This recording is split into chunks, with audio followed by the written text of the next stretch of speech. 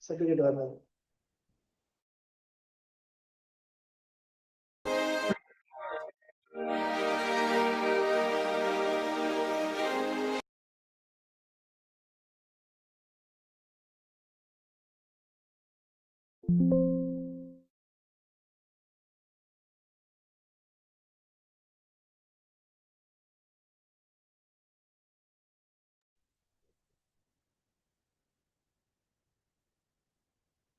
Good afternoon, Garbhit. Good afternoon, Dileepan. How are you? Fine. Yeah. Sir, HO sir, shall we start the session? Yes, sir. Karbuzam sir, welcome, sir. Thank you, sir. Thank you, Edwin, sir. Okay. How are you, sir? Yeah, fine, sir. How are you? Nice, sir. Nice. Okay, sir. Okay. Good afternoon, participants. It is my pleasure to warm welcome you all last day 11th session of our online FTP program. The topic of policy framework, incentives and global roadmaps for hydrogen economy. We are privileged to be joined by an expert whose research directly informs to the visual field. I extend a warm welcome to our speaker for this session, Dr. P. Karupusamy, Deputy Manager, Global Organization Development, Innova Solutions, Noida, who expertise bridges engineering, instructional design, and global learning strategies. He is a results-oriented learning experience designer with over 13 years of experience in developing, engaging, and impactful learning solutions, particularly in the domains of technology, compliance, and engineering. Currently serving as Deputy Manager, Global Organization Development, Innova Solutions, he leads a team learning designer in creating high-impact learning, VALT, and ILT programs for global clients, including Fortune 500 companies with a remarkable record of on-time delivery, cost savings, and learner engagement. His academic foundation is equally impressive. He holds a PhD in mechanical engineering from Anna University and has served as a senior scale assistant professor at Dr. Mahalingam College of Engineering and Technology, where he developed a delivered courses in advanced engineering topics, programming, and soft skills, achieving 95% learner satisfaction rate. Dr. P. Karupusamy expertise extends beyond traditional instruction. He is certified in instructional design, articulates storyline and gamification and agile methodologies, and has successfully developed compliance courses on the topics like HIPPA, ITech, and anti-corruption. Showcase his ability to translate complex policies into accessible and engaging learning experiences. His work has been recognized in reputed journals such as Science Direct and Springer, and he played a key role positioning of Innova Solution L&D team among top 59 global companies. Sir, please join me, sir, in action. Once again, I warm welcome Mr. P. Karupusamy, sir. Kindly take your session. Thank you, Dileepan, for your brief introduction. Let me share my screen, okay? Okay.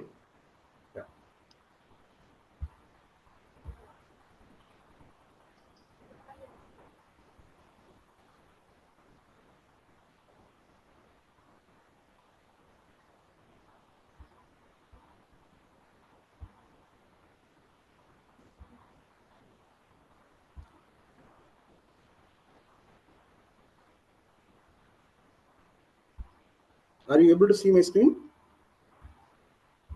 Yes, sir. Yeah.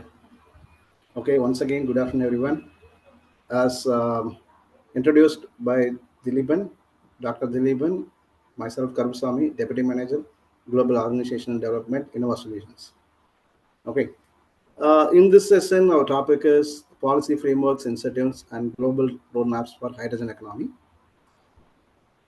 We will take a deep dive into how the world is shaping the hydrogen economy through policies, incentives, and roadmaps. We will also some deep insights about how India stands today, and more importantly, where we are heading. Okay.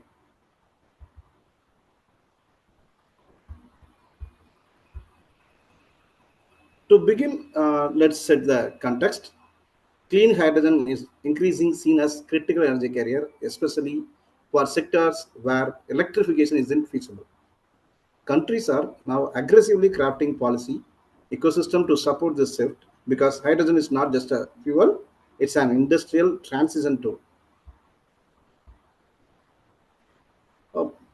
Uh, okay, the global landscape of hydrogen policy. Clean hydrogen emerges as critical energy carrier for achieving net zero emissions in hard to electrify sectors. In this context, we start with model one. Okay, so why policies drive the hydrogen economy? Actually, hydrogen faces what I like to call a triple barrier. First one, a demand barrier, cost barrier, and an infrastructure barrier. Uh, it's like a chicken and egg dilemma. Producers hesitate because demand is unclear. In the meantime, users hesitate because supply isn't guaranteed. This is the situation of hydrogen today. Green hydrogen is still 2 to 3 times costlier than gray hydrogen. Okay, clean is you know that green is clean. Nearly 70 billion USD needed by 2030. So around 540 billion gap remains unfilled. So considering infrastructure, so gas has 3 million kilometer of pipelines, while considering hydrogen only 5,000 kilometer. So we need to reach a very long pathway. So how do governments break this deadlock? Because it's creating a policy and incentives, right? So they use a combination of two things. One, de-risking tools. Second one, incentives. For example, the US offers 45V tax credit up to $3 per kilogram of clean energy. Additionally, the programs like the hydrogen shot aim to reduction in cost by 80% within a decade. Similarly, Europe has used blending mandates and hydrogen bank actions. These measures collectively push the industry from concept to commercial viability. Okay, so globally we are seeing a surge of activity. Large scale projects are being announced everywhere on hydrogen. Billions are being invested and new jobs are being created. So hydrogen is not a distant idea anymore. It's a growing global market now. So if you are participating on that, definitely you will achieve something greater. Okay, there are three things. One is climate imperatives, energy security, economic opportunities. We need to consider three things. So how do we have hydrogen? Hydrogen's yearly adoption is dominated by sectors that cannot electrify easily, like companies, steel making, cement, chemicals, long haul trucking, aviation, and shipping. Actually, these sectors need very high temperature heat or high energy density, something batteries cannot deliver effectively. Whenever you are melting a steel, it need a very large temperature, you know that. With the battery, we cannot do that. For that, we can use hydrogen. So hydrogen is basically two things. It will not produce carbon dioxide. Okay, so it is ultimately clean. Okay, hydrogen becomes the natural solution also for this. The key drivers for this transition. So already in the previous slide, I mentioned that three things is important. First one is climate imperatives. So every country is working on reducing emissions, carbon dioxide emissions. Second one, energy security. Currently, we are in the depletion stage of fossil fuels. So we cannot depend on fossil fuels anymore. Next one, economic opportunity. So whenever new technology comes into the market, definitely there will be a new value chains and new jobs. So these are the main drivers for transition to hydrogen. Okay.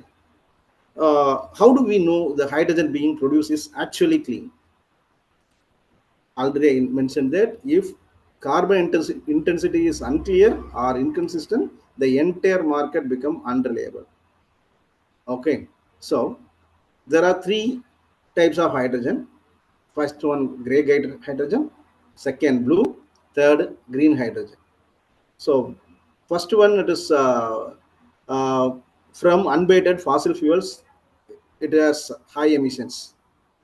So it is currently accounts for greater than 95% of today's market.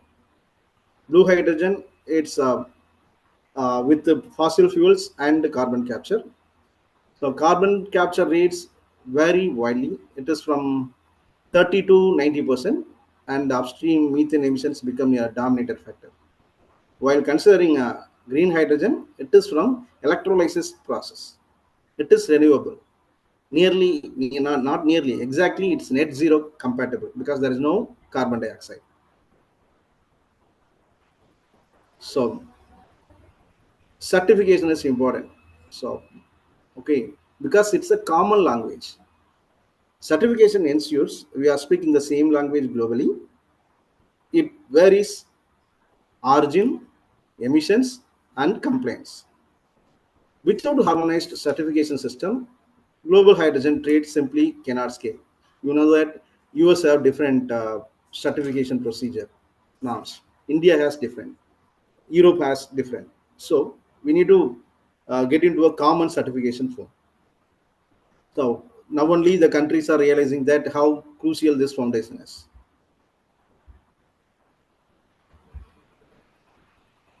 So what is US model? So already in the first slide itself, I mentioned that US follows US 45V tax credit in action, right? The US model is a great example of policy precision. This 45V credit rewards producers based on life cycle emissions. Cleaner hydrogen earns higher subsidies. This approach is driving huge investments into low carbon hydrogen production and renewables. You can see that in infographics, the tier 1, so which is having a lesser than 0.45 kg of carbon dioxide emission per kg of hydrogen. uh, US offers nearly $3 per kg uh, for subsidies. Okay, tier 2, 0.45 to 1.5 for $1. Tier 3, 1.5 to 2.5 bar for $0.75. Tier 4, 2.5 to 4.6. So this is how the US take actions on how to implement hydrogen technology. So what is the path forward we need to understand? The momentum is real, but the transition is fragile. We still have high costs, a large investment gap, and fragmented certifications system. A harmonized global policy framework is the key to unlocking the market's potential, full potential. So, so next, the second topic I mentioned as module two. It's not a module two. You can say that it's a topic two. Global policy frameworks for emerging hydrogen economy. So different countries are taking different approaches, and these strategies reflect their resource base, industrial structure, and climate ambitions. So we know that US has a different infrastructure, India has different, Japan, Australia, everyone has their own infrastructure. Based on that only, we are making the strategies. Let's consider Japan and South Korea. They are classic cases of hydrogen importers. They have how they have high industrial demand but limited renewable resources.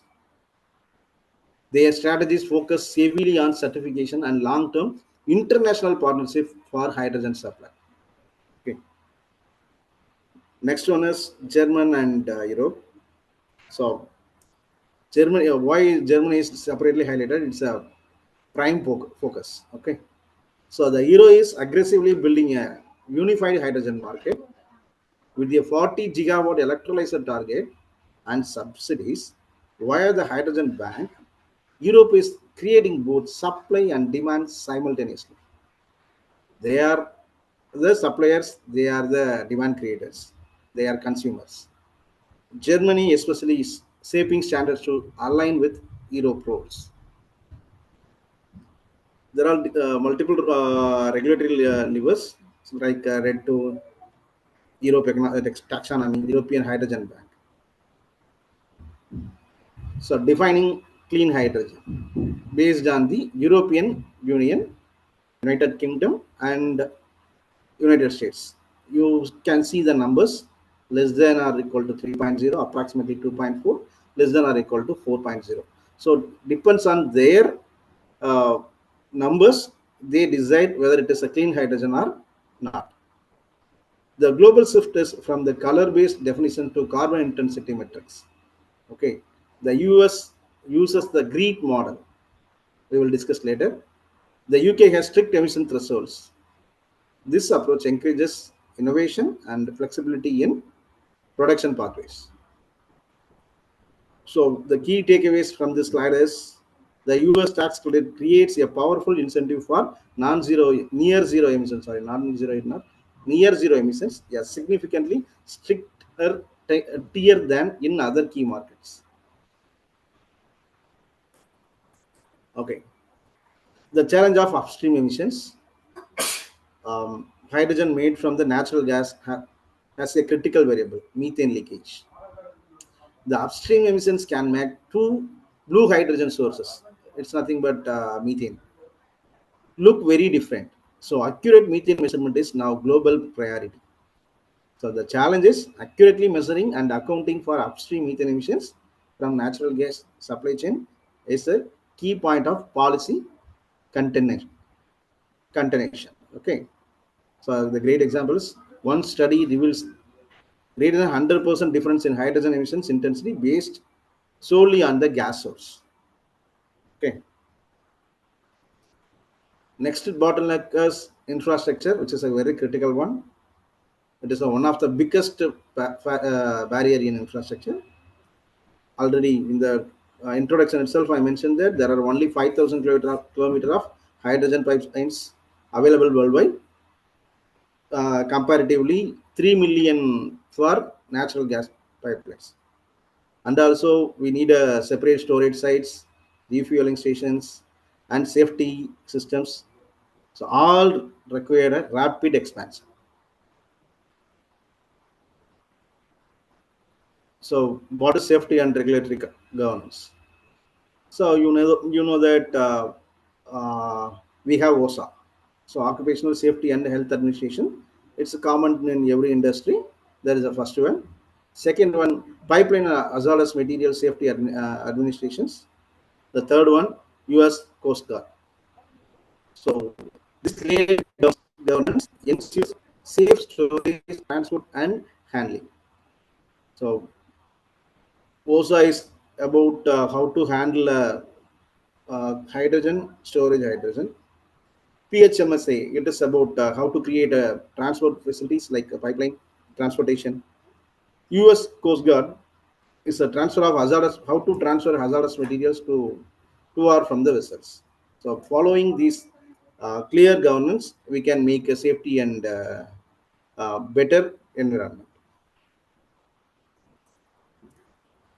So for hydrogen to become a traded global commodity, we need three things. First one, standard emissions accounting. Second one, guarantees of origin. And third one, the chain of custody. With this in place, countries can trade hydrogen just like any other energy commodity. So standard emission accounting, guarantees of origin, chain of custody. So what is emission accounting? It's a standardized calculation of greenhouse gases footprint across defined boundaries. Guarantees of origin, it's an electronic certification providing the renewable origin of energy used. Chain of custody, tracking models like book and claim allow trading certificates separately from physical molecules. Certification transforms hydrogen into a tradable, differentiated commodity, enabling premiums for low carbon production. Okay. emerging global trade corridors. So the image shows that the how the hydrogen is globally traded.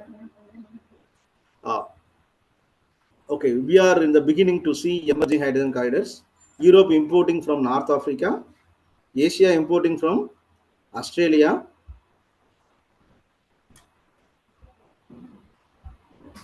Asia importing from Australia. Okay, so and new European pipeline networks under development. Harmonizing standards across these corridors will be next big challenge. So next, incentives driving the global hydrogen economy. Now let's turn to incentives. Hydrogen market don't develop on their own. Governments must create the right condition for scale. The chicken egg market failure.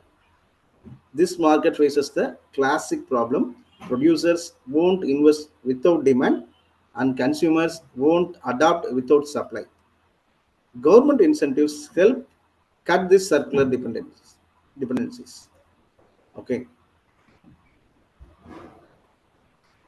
Three pillars of government strategy: financial incentives, market creation tools, and R&D support. So government are deploying a strategic combination of incentives to accelerate the transition. So they catalyze production and buy down risk to bridge cost gaps. Governments guarantee demand and de-risk offtake agreements. They drive down long-term costs and prove viability. Together, these reduce risk and accelerate cost reductions. Uh, the US, generally we are comparing US and European because they are having some standards. So mostly we are comparing US and Europe. The US uses direct tax credits while the Europe uses competitive access. Both aim to bridge the cost gap between green and grey hydrogen. This is critical to early stage adoption. Okay. So in Europe, Section 45V tax credit, technology neutral approaches. So they provide credit for green hydrogen.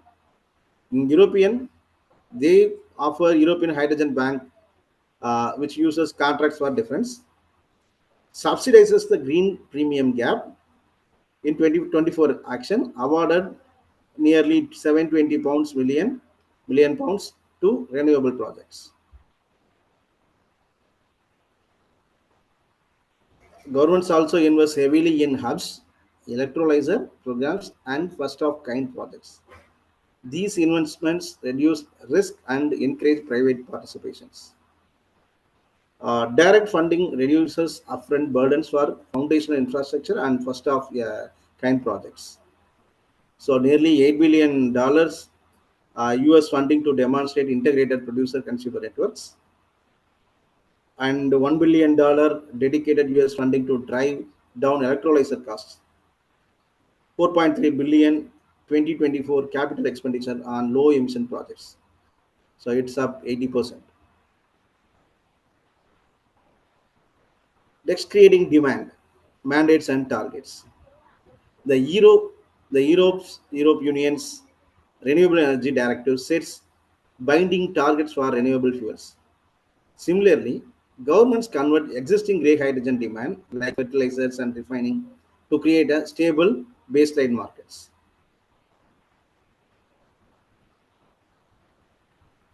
Next is important because public procurement power is very needed. So government act as a anchor customers to launch regional market and signal stability. Fuel cell buses, public power systems, and mobility pilots help create initial demand in a safe, structured way.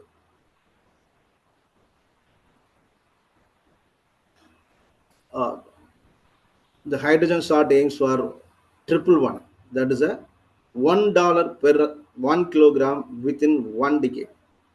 This kind of bold goal setting accelerates innovation and investment. So triple one is most important. $1 per 1 kilogram within 1 decade.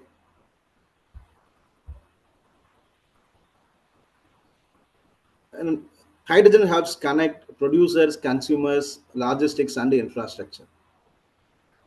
They are the real world laboratories where the hydrogen economy takes shape.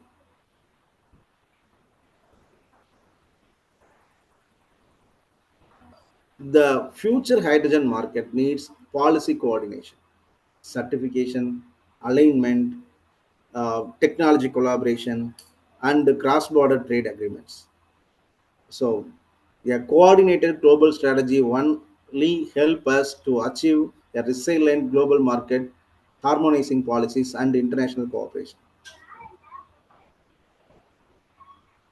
So, here is most important because it is about our country, how India is going to handle this hydrogen technology. India's national hydrogen mission. That is the first one. Okay. So, our policy landscape, our vision, and our place in the global transition.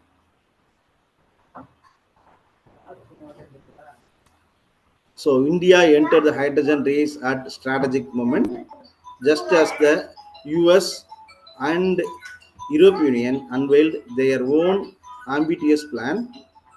Our national green hydrogen mission aims for energy independence by 2047 and positions India as a global exporter of green hydrogen and its derivatives.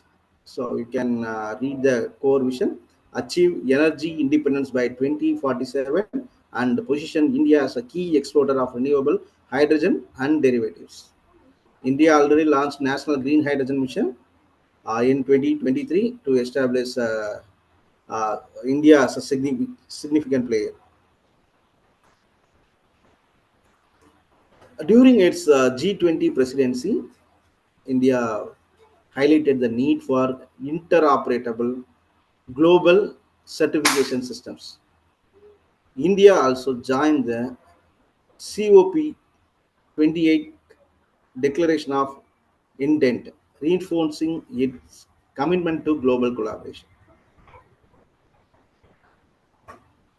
The strategic focus areas.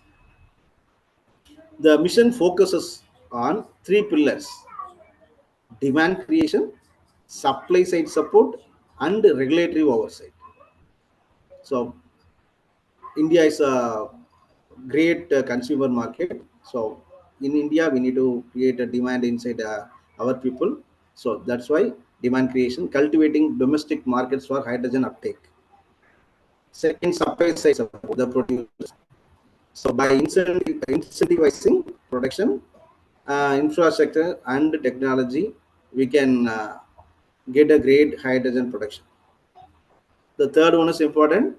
So to control all this hydrogen manufacturing and safety, we are following some frameworks. Next one, creating domestic demand. So it is already uh, discussed in the previous slide as an introduction. So India is prioritizing hard to abate sectors like steel, cement, fertilizers to anchor demand, create anchor demand. So mandated consumption will ensure yearly offtake and reduce investor risk. So India has steel industries, cement industries, chemical industries, where the electrification is not visible. So Indian government should force them to consume hydrogen-based energy. Based on that only, we can start to create a demand. Then only the producers will produce hydrogens. We can be a great, or we can be the primary hydrogen supplier to the world.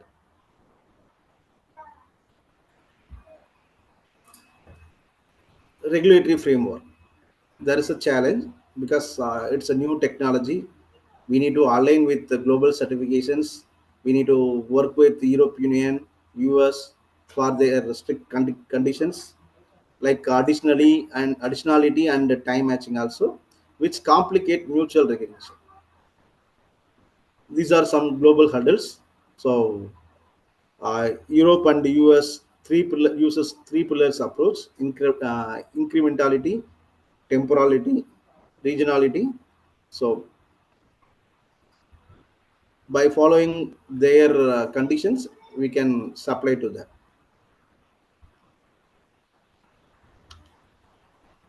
Next, key policy enablers.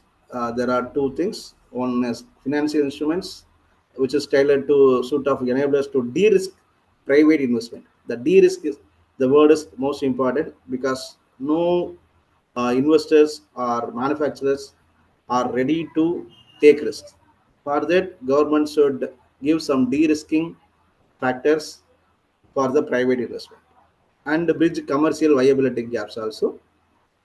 The strategic contrast differs from US direct subsidy approach, focuses on targeted support mechanism.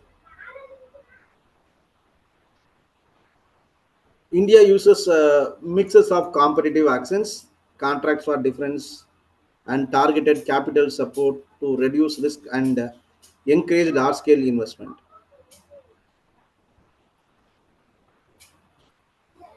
Uh, so, infrastructure and partnership regarding uh, hub-based model and international capital. Two hydrogen hubs are already receiving funding, and more are planned around major ports.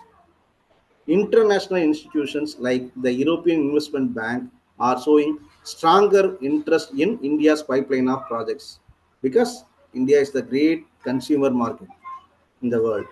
So everyone focusing on investment in India.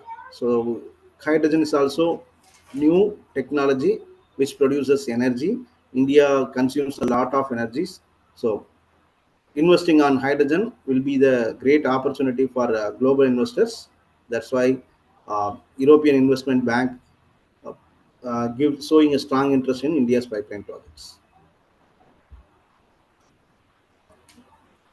The next one, India's approach to building a hydrogen ecosystem is very strategic and multi-layered. First, there is a long-term vision, energy dependence by 2047 and global leadership in green hydrogen. Second, the policies are pragmatic rather than copying the US or the Europe. India uses the tools like contracts for difference and consumption mandates to build earlier market confidence. The third, everything happens against a global backdrop. Hydrogen is a competitive international space, and India must balance domestic development with strong global partnerships. This makes India's strategy both ambitious and realistic.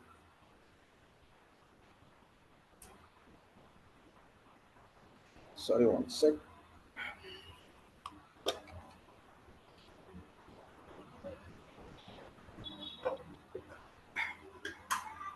Okay.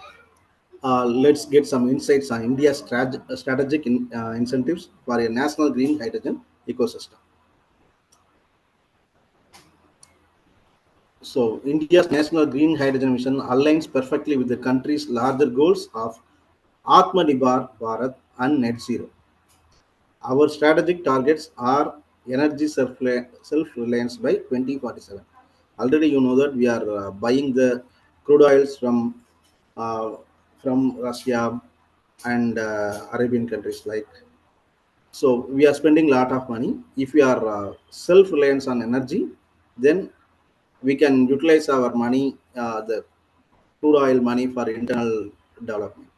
That's why India is focusing on energy self-reliance by 2047. The net zero by 2070, which means net zero is nothing but zero carbon dioxide emission. At least 5 metric ton of green hydrogen production by 2030. Um, 5 million metric ton. Okay.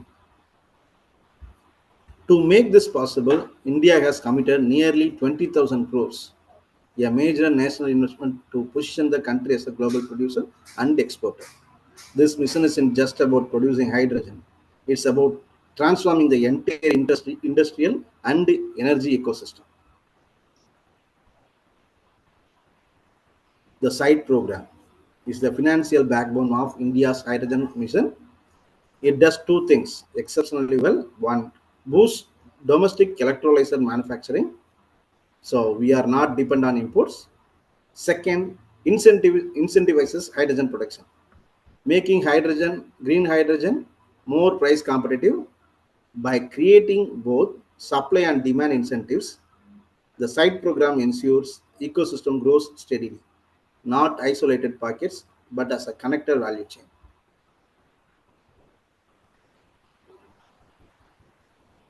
So India's 5-year incentive boosts electrolyzer manufacturing starting at 4,440 per kilowatt rupees and reducing each year to drive efficiency.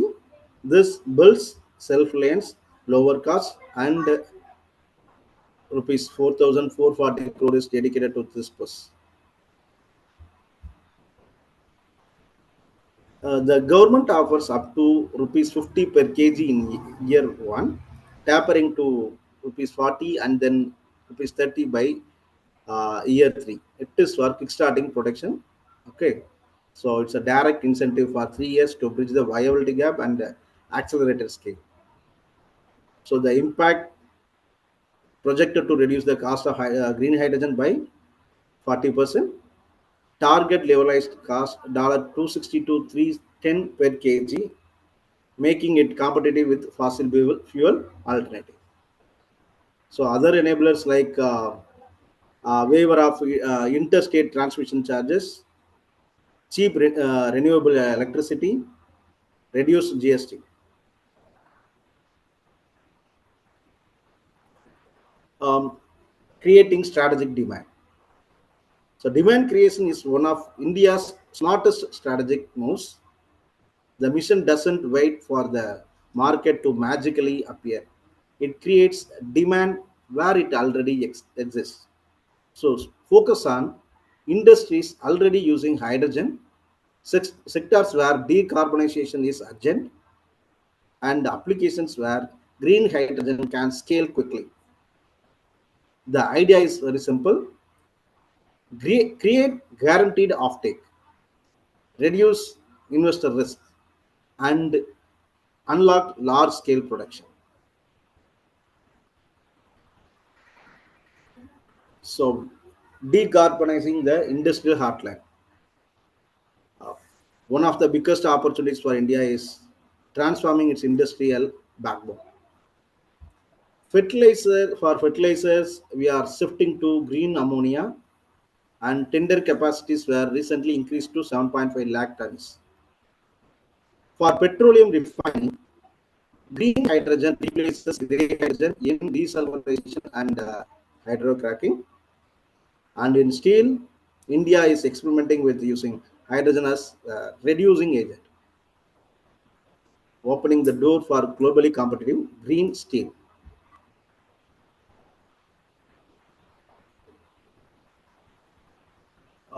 Mobilizing clean transport. When we talk about transport, hydrogen opens up possibilities that batteries can't easily meet, especially for heavy duty applications. India is focusing on three major mobility segments: road transport through FCEV pilots in buses.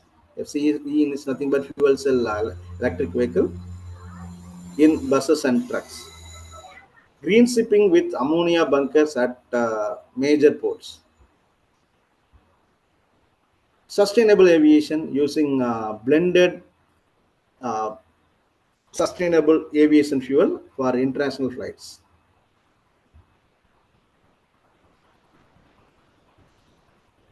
Next, innovation and R&D ecosystem. Long-term success depends on technology leadership. India is building through uh, SIP framework, which unites public and private capital to solve critical hydrogen challenges. Sorry, um, SIP. The abbreviation of SIP is Strategic Hydrogen Innovation Partnership. Hydrogen Valley Hub, a partnership with Hyundai Motor India and IIT Madras to localize manufacturing and accelerate innovation. IIT Madras is playing a key role in research, prototyping, testing, and knowledge creation, strengthening India's talent and technology ecosystem.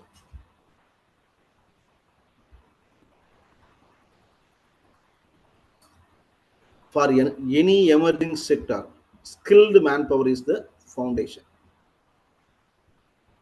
India's hydrogen mission includes a strong focus on training, reskilling, safety certifications. The partnership with the Ministry of Skill Development ensures that India builds a workforce capable of driving manufacturing operations and safety protocols.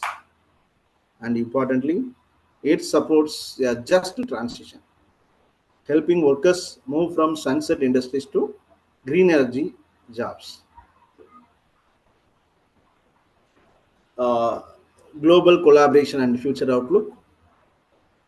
India's hydrogen mission is global by design. International, international collaboration accelerates innovation and opens export pathways. We have Indo-German partnership for legal frameworks and standards, strategic ties with US under SCEP, that is and emerging alliance across Europe and Asia. This blend of domestic development and global partnership strengthens India's position in the clean energy race.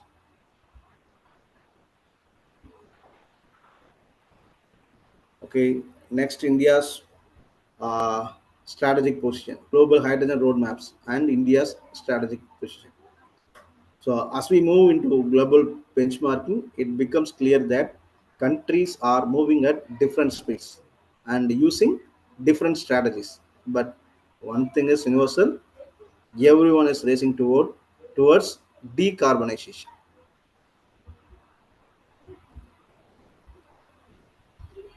So, the US is pushing supply through subsidies.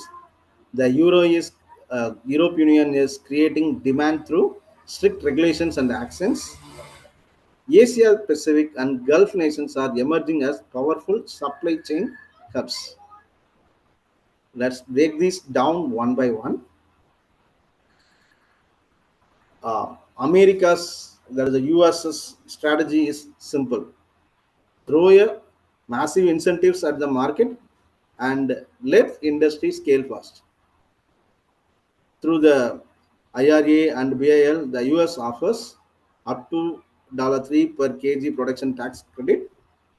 The ambitious hydrogen short goal of $1 per kg hydrogen and $8 billion to develop hydrogen hubs. But these incentives come with accountability. The three pillars: additionality, time matching, and regionality to ensure hydrogen is truly clean. So these terms are repeating because these are the most important terms when you are working with hydrogen technology and commercializing.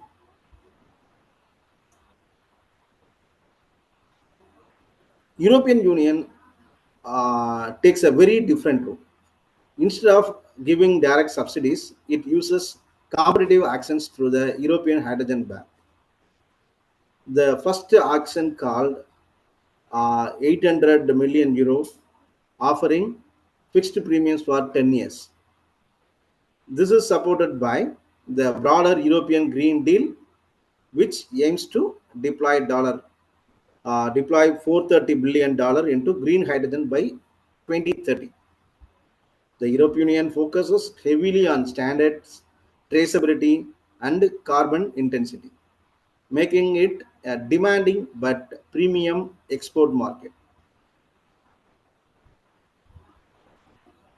Um, Asia Pacific, specifically Japan, has taken an early and very strategic lead in the hydrogen economy. It already holds around 11% of global fuel cell market, which is incredible for a fast evolving sector. Japan's focus is very clear: build strong international standards, build trust in certification, and secure imports for the long term. This ensures Japan stays ahead technologically while also ensuring its industries get clean hydrogen at a scale in the future. Next, Australia. Australia is positioning itself almost like a Saudi Arabia of green hydrogen. With hydrogen head start program worth 2 billion Australian dollar, the government is underwriting major clean hydrogen projects by covering the price gap.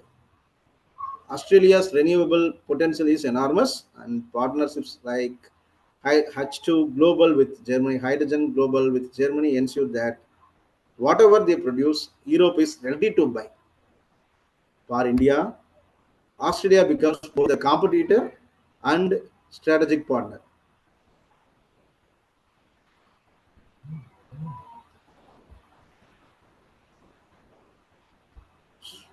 Yeah, sorry.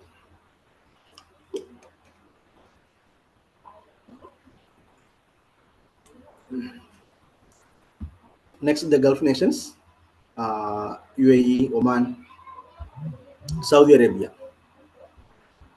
are moving rapidly towards clean hydrogen exports. These countries already have the infrastructure, capital, and logistics expertise to scale production quickly. Their participation in COP28 declaration on mutual recognition of certification schemes signals a strong intent to become dominant player in the global hydrogen trade. This will reshape global energy geopolitics in the coming decade.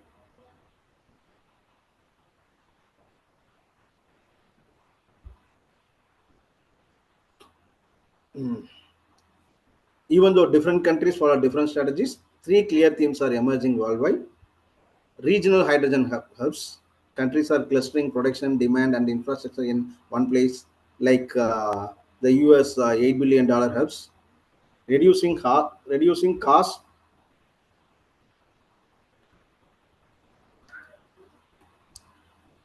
reducing cost through either subsidies like US model or actions like Europe model.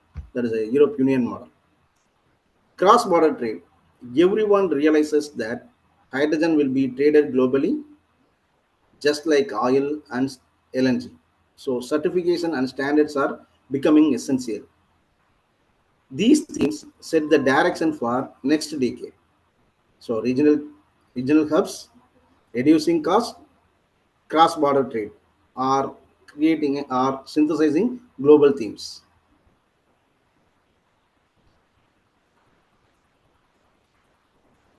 Um, Now, where does India stand in this global race? Interestingly, India has three major competitive advantages: low cost renewable power, among the cheapest in the world; policy leadership, as seen during our G20 presidency; a bold national mission aiming for energy independence by 2047. This combination positions India not just as a participant but as a potential leader in the global hydrogen economy. India's export opportunities are strongest with the European Union, which will need massive hydrogen imports; Japan and South Korea, which lack renewable resources but have strong industrial demand. However, there is a catch. These markets will only accept hydrogen certified under strict and interoperable standards. Our push for mutually recognized certification becomes the key that unlocks these markets. High value export pathways. So when we talk about exports, the big opportunity isn't just hydrogen gas; it's actually the high value derivatives. Green ammonia, the major shipping fuel of the future. Green steel, essential for global automotive and construction markets. Green chemicals, like methanol for industrial processes. These value added products will help India capture a much larger share of the clean energy value chain. So, ammonia and shipping, green steel, green chemicals.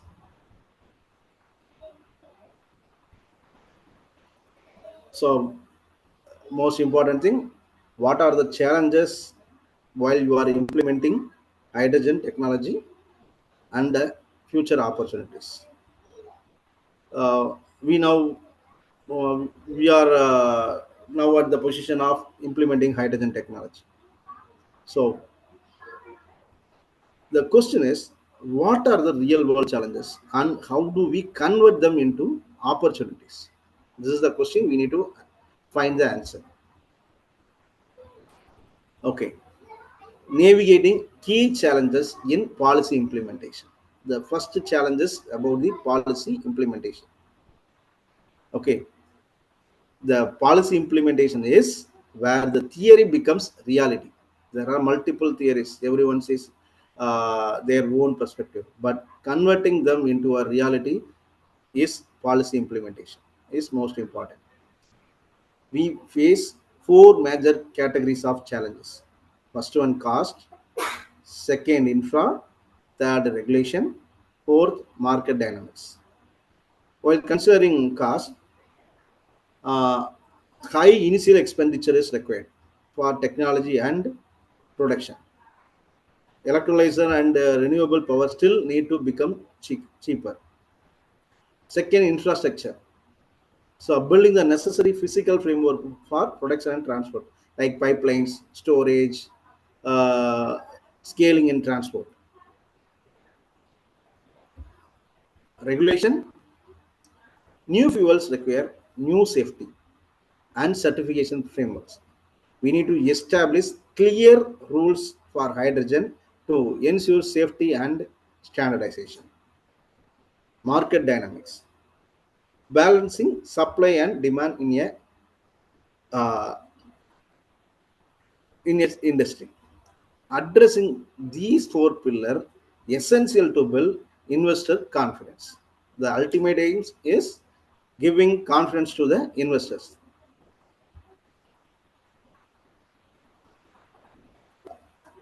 So the biggest cost driver today is the electrolyzer itself. So high capital cost and renewable electricity prices make green hydrogen expensive compared to gray hydrogen. India India addresses this through site program. We already discussed about the site program, boosting the domestic electrolyzer manufacturing and reducing import dependence. Demand aggregation. So, which ensures bulk orders, helping manufacturing achieve economies of scale. So, facilitating bulk procurement enables manufacturer to achieve economies of scale, a critical factor in reducing unit cost. Next one is a logistic bottleneck, nothing but storage and transport bottleneck. Even if the hydrogen is produced cheaply, it has to be moved safely and efficiently. Transport and storage are major bottlenecks today. So if there is any leak, we will lose hydrogen. Okay, in order to avoid that, we need to give better storage system. Similarly, transportation. So we need to separate pipeline for hydrogen with higher safety. So there are there are three phases. In phase one, 2025 to 28, build foundational capabilities and safety standards. So it is for establishing hydrogen cell for hydrogen cell safety standards. Phase 2, 2029 to 2033, implementing pipelines in a large scale and providing transport infrastructure. The final phase is global alignment. India align India scores with global benchmarks like ASME. This phased approach ensure safety and scalability.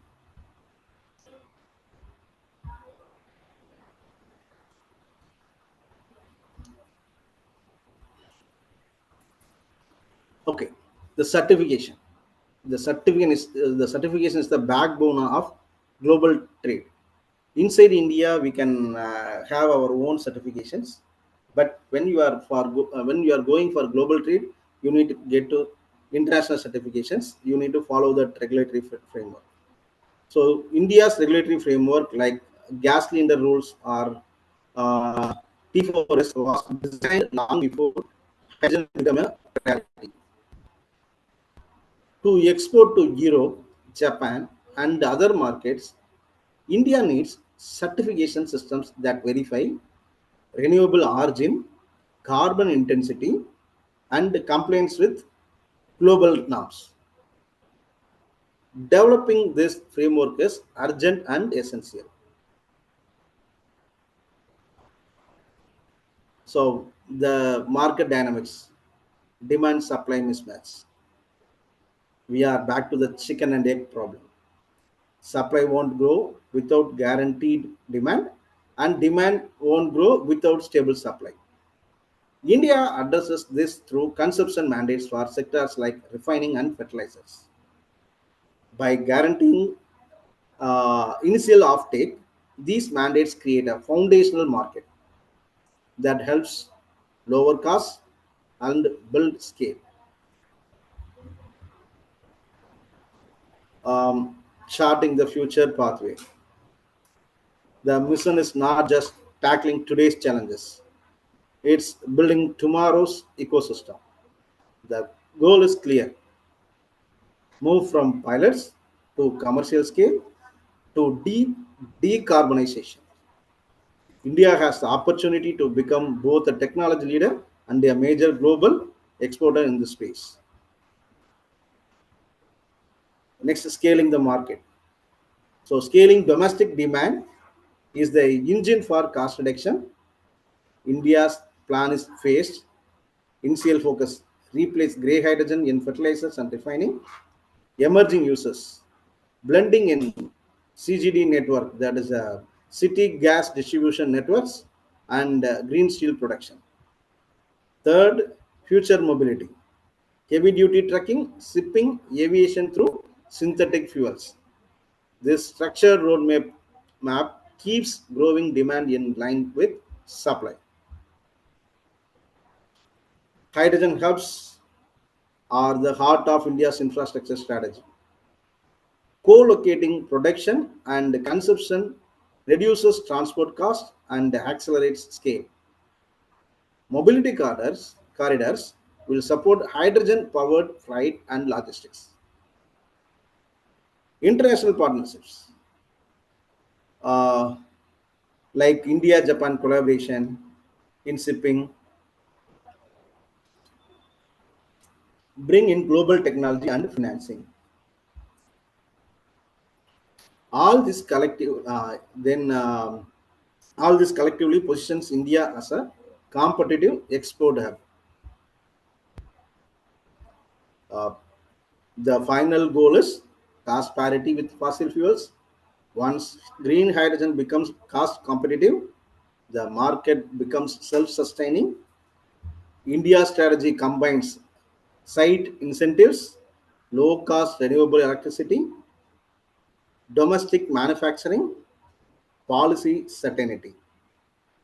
We are likely just a few years away from this tipping point. So the final slide, the key takeaways. So to wrap up, here are the big messages from today. Policies shape the pace of hydrogen growth. Incentives are essential to bridge cost gaps. Global strategies offer valuable lessons. India's national hydrogen mission places us among emerging leaders. With the right standards, partnerships, and uh, partnerships, India can become a major producer and exporter in green hydrogen.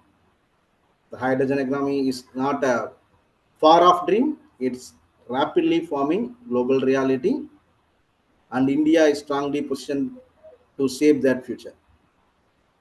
Thank you. Any queries?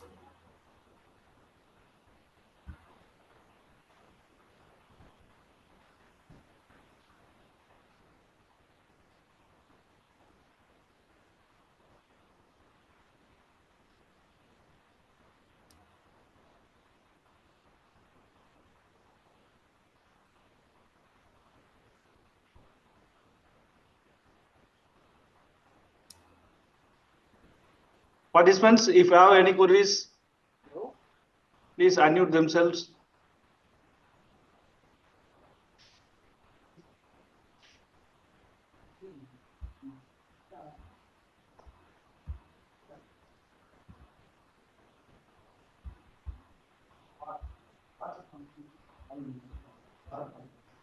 Yeah, there are a few questions, right?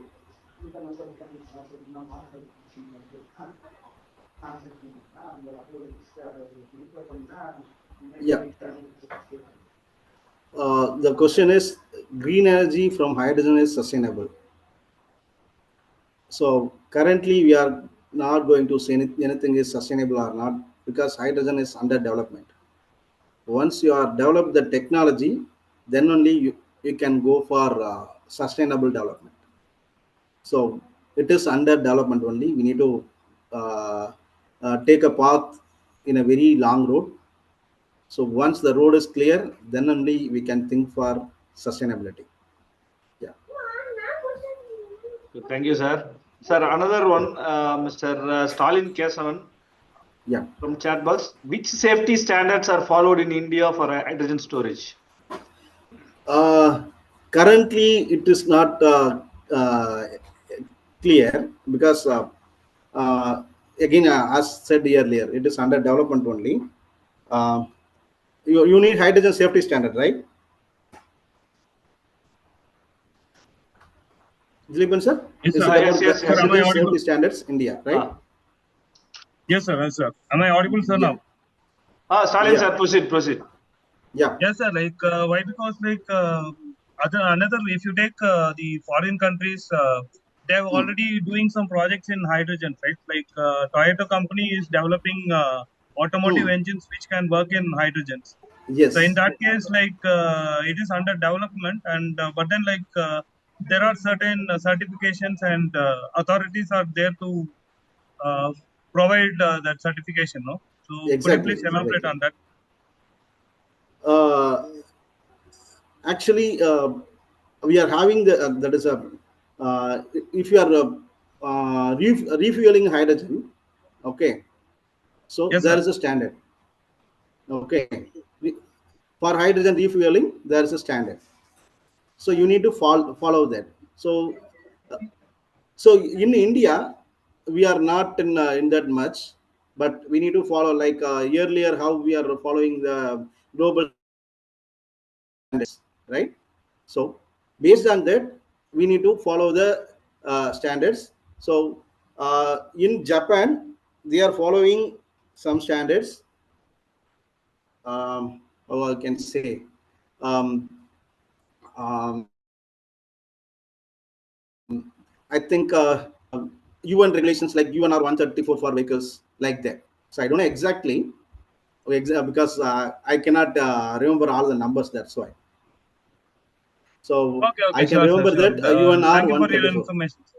Yeah, Right, sir. Thank you for the information, sir. yeah. Thank you, sir. Sir, HOD, sir, if you have participants, if you have any queries, otherwise we will close this session. Okay, sir. Driven, sir. Please close. Okay. Sir, thanks, sir. Okay, thank you. Thank you, Dr. Karupasamy, sir, for your spending your valuable time with us. Thank you for your wonderful presentation. Thank you, sir. And I can close that concluded in the presence of word of thanks. First and foremost, our deepest gratitude to Dr. P. Karupasamy for his insightful and well-structured presentation, sir. You have not only clarified the complexities of hydrogen policy frameworks and global roadmaps, but also highlighted the role of effective communication and institutional strategy in driving option. Thank you, Dr. P. Karupasamy, sir, for taking out the time for your busy schedule to share your exceptional expertise and making this session with a great success. Thank you for sharing, sir. Once again, thank you. Thank you, Dileepan Thank sir. you, sir. Thank you, Edwin sir. Thank you, sir. Thank you. See you, sir. Thank you, participants.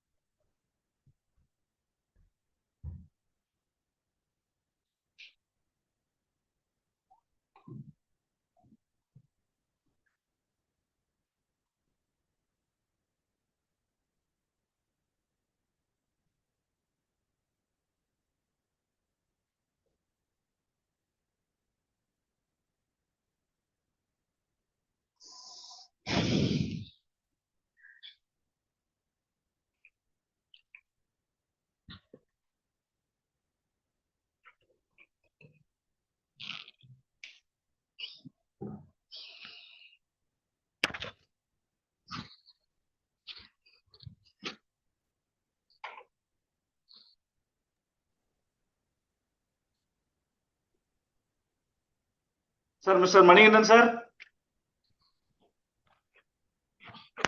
Yes, sir. Hello. Good afternoon, sir. Good afternoon. Good afternoon, sir.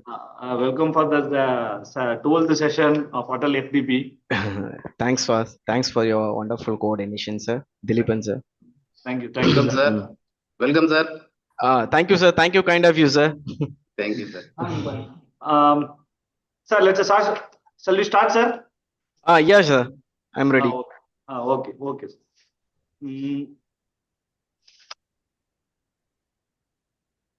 I request Dr. N.E. Edwin Paul, sir, HOD of Department of Mechanical Engineering, JIT AET, to deliver a welcome address. Okay. Thank you, Dilipan, sir. Thank you, sir. Good afternoon, everyone. It is my pleasure to welcome and introduce Mr. Manigandan, a professional currently serving as a director in operations R&D at Lexida India Auto Technologies. With more than 7 years of industry experience, he has significantly contributed to the field of design, testing, prototyping, and validation of advanced automatic technologies. Mr. Manigandan holds a Master of Engineering degree and is presently undertaking his PhD research. He is highly proficient in modern R&D methodologies, quality standards such as ISO, BIS, and AIS, and has strong expertise in manufacturing and production processes. His leadership is developing innovative, sustainable, and high-performance solutions has made him a respected figure in the industry.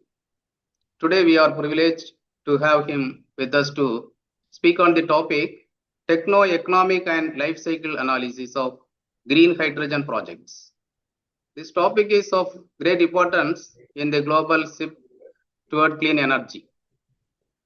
Understanding its technical feasibility, economic viability, and environmental footprint is essential for guiding future energy policies and industrial applications. The insights shared today will help us understand how green hydrogen system can be designed and evaluated and implemented sustainably and cost effectively. Mr. R. Manigandan's expertise in research-oriented innovation and his deep understanding of modern technologies make him the ideal person to guide us through this advanced project. On behalf of the department, I extend a warm welcome to Mr. Manigandan, sir. We look forward to learning from his knowledge and experience and to an enlightening session ahead. Sir. Thank you, sir. Thank you, kind of you, sir. Thank you. Thank you, sir. Please, sir. And thank you all the staff members, sir. It's my pleasure to thank Dr. S. Dilipan, sir, Professor GRT Institute of Technology, and I give this wonderful opportunity to discuss all the research work related hydrogen to all the researchers and staff members throughout Tamil Nadu. Thank you, sir. And today I'm going to present that green hydrogen techno-economic and life cycle analysis. So presently our research is going focused only on that alternate fuels, alternate designs, and alternate source of energy, alternate source of battery operated vehicles, and alternate source of hydrogen energy. These are the various things we are researching today. Today I'm going to give the presentation overview regarding that hydrogen fundamentals and production pathways, and green hydrogen technology, and electrolysis, how the electrolysis using in different hydrogen technologies, and the techno-economic analysis of hydrogen.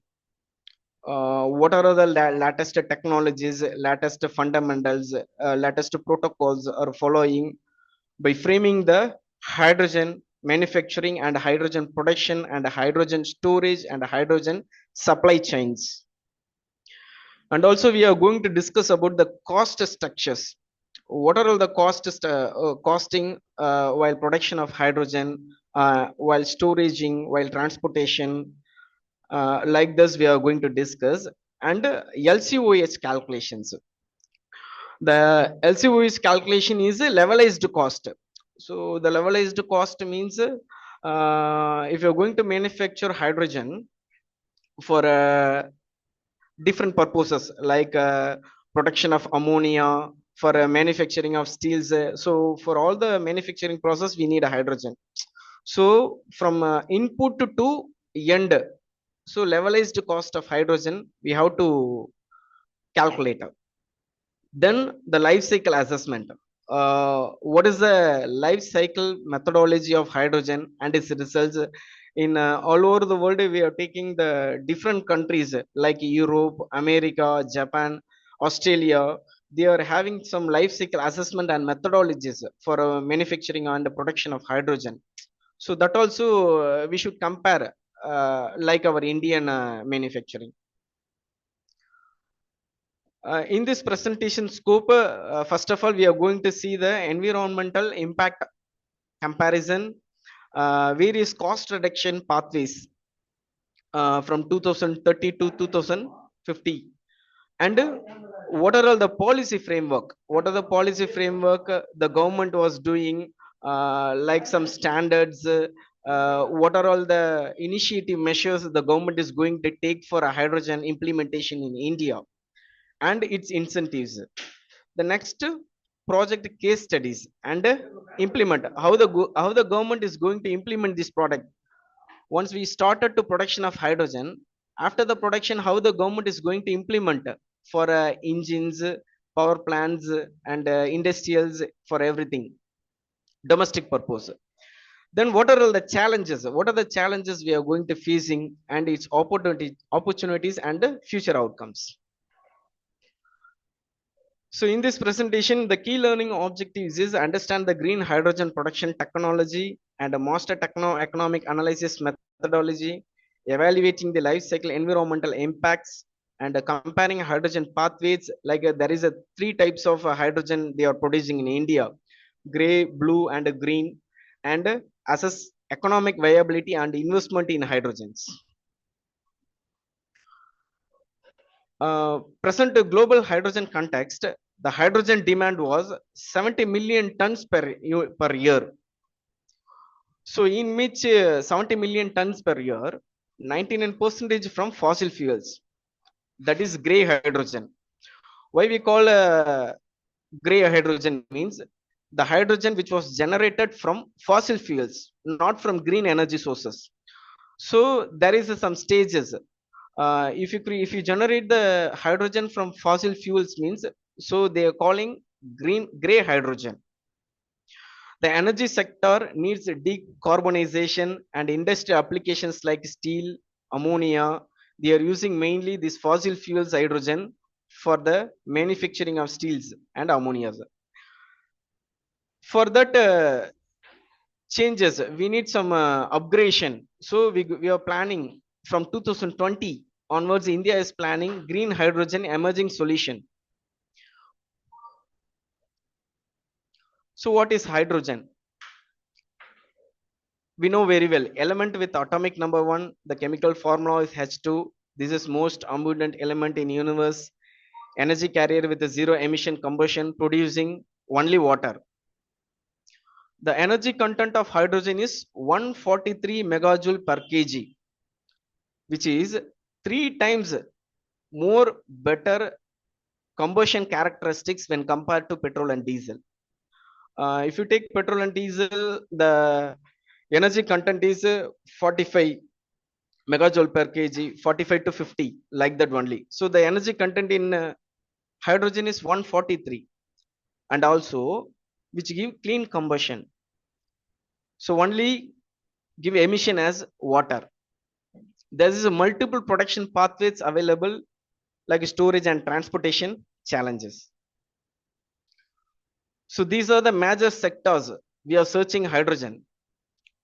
For fertilizer, so ammonia like fertilizer, we need hydrogen. For transportation, we need hydrogen. For gas grid, we need hydrogen. So some of a gas grid and electrical and storage system presently we are using by electric grids. So fossil fuels by heating, steam reforming process, like some of the POX method, they are using the fossil fuels to convert into hydrogen gases.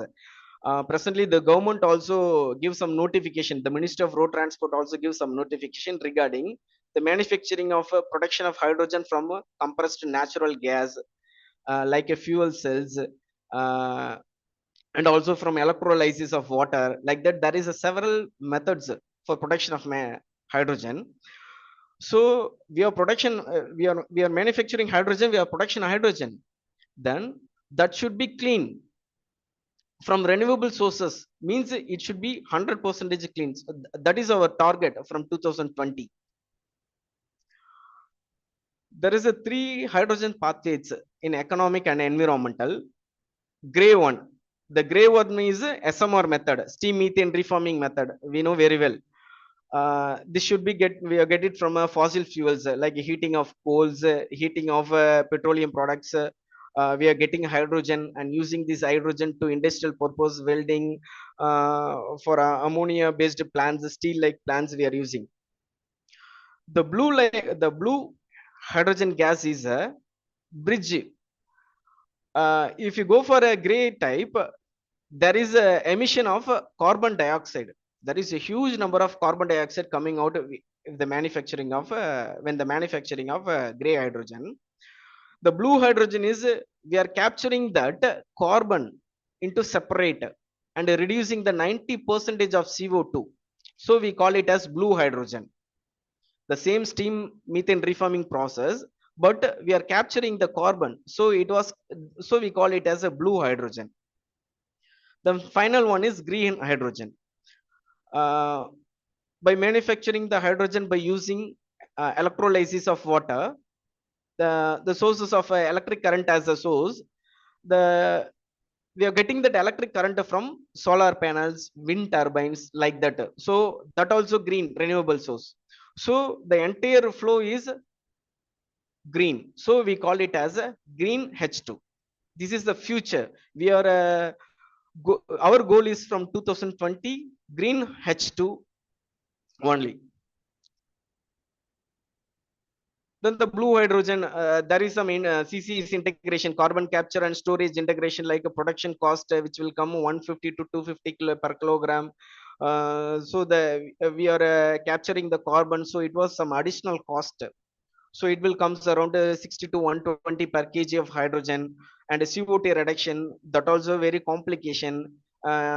It should be a natural gas dependency, and also permanent storage. We need some permanent storage for the better transportation, requires geological subtraction, and also policy critical, carbon pricing, tax essentials. These are the huge number of adoption in this blue hydrogen. Then carbon intensity comparison. For this 3 types, by using gray steam methane reforming process, nearly 9 to 13 kg of CO2 per kg emission. When go for blue SMR plus CCS, here we are capturing the carbon, so the carbon output is very low. So when compared to gray, 1 to 2 kg of CO2 only it was exposing. Then our present status, green. So green hydrogen means we are getting the electricity from solar or wind. So the carbon deposit and the carbon emission was highly reduced. So it should be 0.5 to 1 kg. So when compared to gray, nearly 90% reduction in emission. These are some hydrogen production methods, fossil fuel based, steam methane reforming process. So it is endothermic process. By supplying heat at 700 to 1000 degrees Celsius, hydrogen was manufacturing production. And a partial oxidation method. By heating 300 to 400 degrees Celsius, it should be exothermic process, heat releasing process. So we are production of hydrogen. And autothermal refine process, it should be combination of SMR plus POX benefits. And the coal gasification process, the coal by heating the coal at a temperature of 1500 to 200 degrees Celsius. We are gathering some gases. So we are splitting the gases to hydrogen and other emissions. These are some alternative feedstock methods. All those methods, 95% of current hydrogen from these pathways only. Presently, we are using hydrogen by these pathways only. In our future goal, to omit all this process, we go for renewable sources of manufacturing of hydrogen only. Advantage over SMR. So ATR, automotive autothermal reforming process, cuts the capex by eliminating external furnaces. Why, when compared to steam methane reforming process, ATR is better? Eliminating external furnaces boost CO2 capture to 99% with carbon capture storage system for blue hydrogen and enables. Then levelized cost of hydrogen. So if you take any production method, gray, blue, green, whatever it may be, so LCOH and its application is very highly needed, because the LCOH method is levelized cost. What is levelized cost? Is from the beginning, in-house, from the beginning to end of electrolysis. What is the cost at different stages it was taking? So that should be analyzed. After only we can forecasting the storage, transportation, manufacturing, and what are the additional needs like that. We have to calculate based on this LCOS and its applications. So these are the methods already we discussed. So steam methane reforming process, partial oxidation method, autothermal reforming, and coal gasification method with the different temperatures like 700 to 1000, 300 to 400 degrees Celsius, like that. This is the steam methane reforming process. It should be done by using endothermic reaction. The temperatures comes around 700 to 1000 degrees Celsius. Nickel and platinum as a catalyst. Pressure should be 15 to 35 bar. Industrial systems. The output is water gas shift, carbon dioxide and H2. Efficiency which comes around 60 to 80% thermal to hydrogen. The capital cost comes around $200 to $400 per kg on daily capacity basis. So this is the flow chart. How the SMR process, steam methane reforming process was working. What are all the protocol of generating hydrogen, methane plus steam, the reforming reactor that should be nickel and platinum as a catalyst, then primary reaction, thermal efficiency which comes around 60 to 80%, capital cost, byproducts, carbon monoxide and carbon dioxide. This is the major drawback by generating hydrogen from fossil fuels. And there is also some purification methods, the CO2 removal. Partial oxidation process. This is exothermic process. Already we discussed, I think, this one. Temperature 300 to 400 degrees Celsius, lower than SMR. Fast startup and load adaptability advantage. Require precise O2 ratio control. Efficiency 55 to 70%. Thermal to hydrogen. Less hydrogen per mole versus SMR.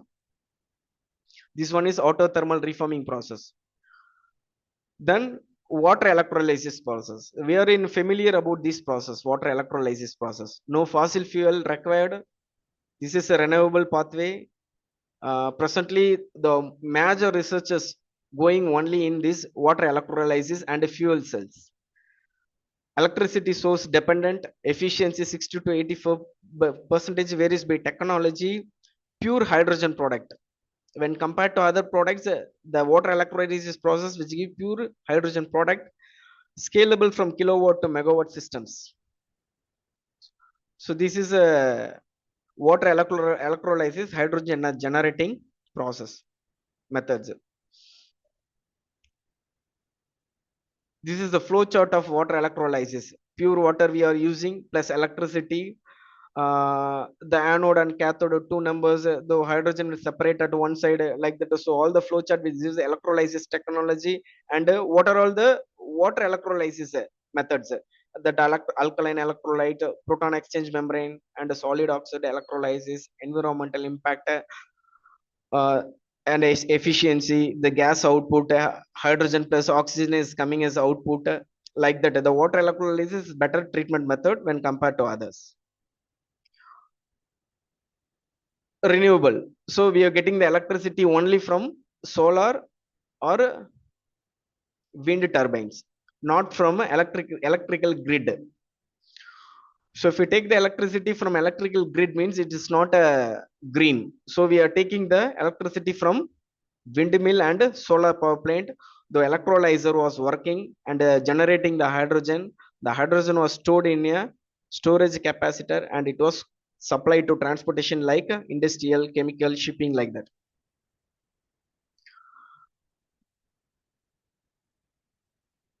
And also there is another one method, nuclear and biomass. By using nuclear and biomass also we are producing, manufacturing the hydrogen. So it should be high temperature stream electrolysis under 50 to 100 degrees Celsius cooler. This is electrochemical process, splitting the water and supports decarbonization, biomass gasification, carbon natural path with proper accounting, photoelectrochemical, direct water splitting using sunlight, methanol or ethanol reforming as alternative carbon sources. So what is photochemical electrical cell is by using direct like a solar panel. For solar panel only I'm explaining photochemical electrical cell. By using direct sunlight, so the electricity was supplied. So the hydrogen and oxygen was split up. The hydrogen was stored and supplied. This is electrolysis technology comparison matrix.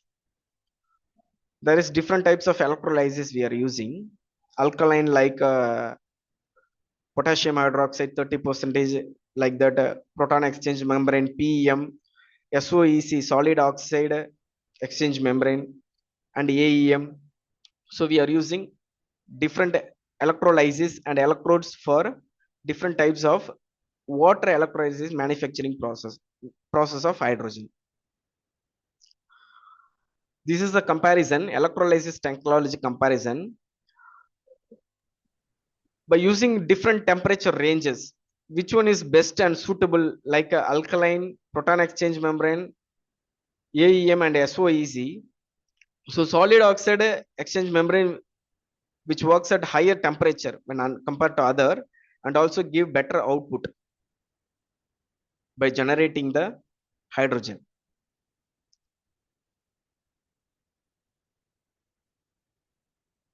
Disadvantages.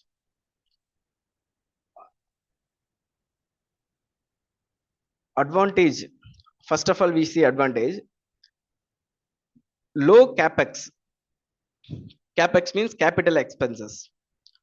So when compared to other methods, low capex, capital expenses means that is the investment of manufacturing, implementing the plant, like electrode, electrolysis,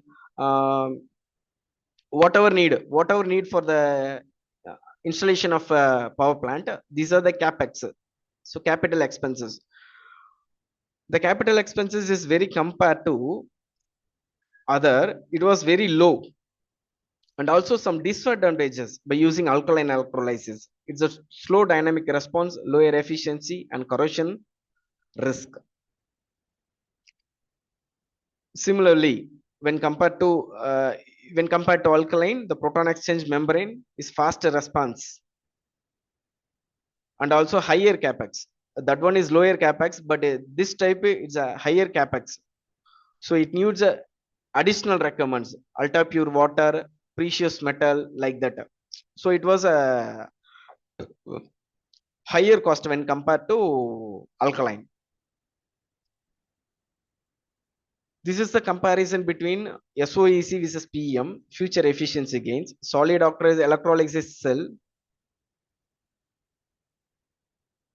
working methods: 800 degrees Celsius operation, 85 to 90% theoretical, heat integration, waste heat from processes, reduces electricity needs, current barriers, durability, thermal cycling, material degradation, the development timeline, commercial deployment, and the cost of the project will comes around 55k to 70k, 70,000 only per kilowatt.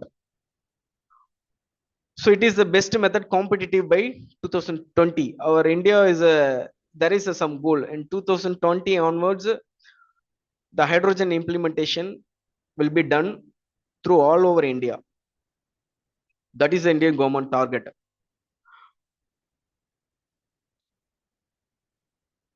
Characteristics: this is alkaline electrolysis characteristics: mature technology, low cost, long operating life, 30 plus years. And also some disadvantage: slower dynamic response, lower efficiency, requires separation of gas. There is some additional requirement, separation of gases. These are the main drawbacks. These are the PM electrolyzer characteristics: faster response, higher efficiency, compact and suitable for variable alternative renewable sources. And a disadvantage is higher capex, capital expenses, requires high purity water, shorter stack life. Then we move on to techno-economic analysis. Initially, we just seen what are all the methods, how the hydrogen was manufactured, and what are all the conditions. Just it's a basic level we just seen. Then we go for techno-economic analysis, how the production methods is going to impact on economic analysis. There is some framework. Here we are going to see the techno-economic framework components: technology assessment and selections, resource availability and analysis, capacity and design parameters, capital expenditure capex, operational expenditure opex, modeling, financial metrics, and economic evaluations, economic crisis.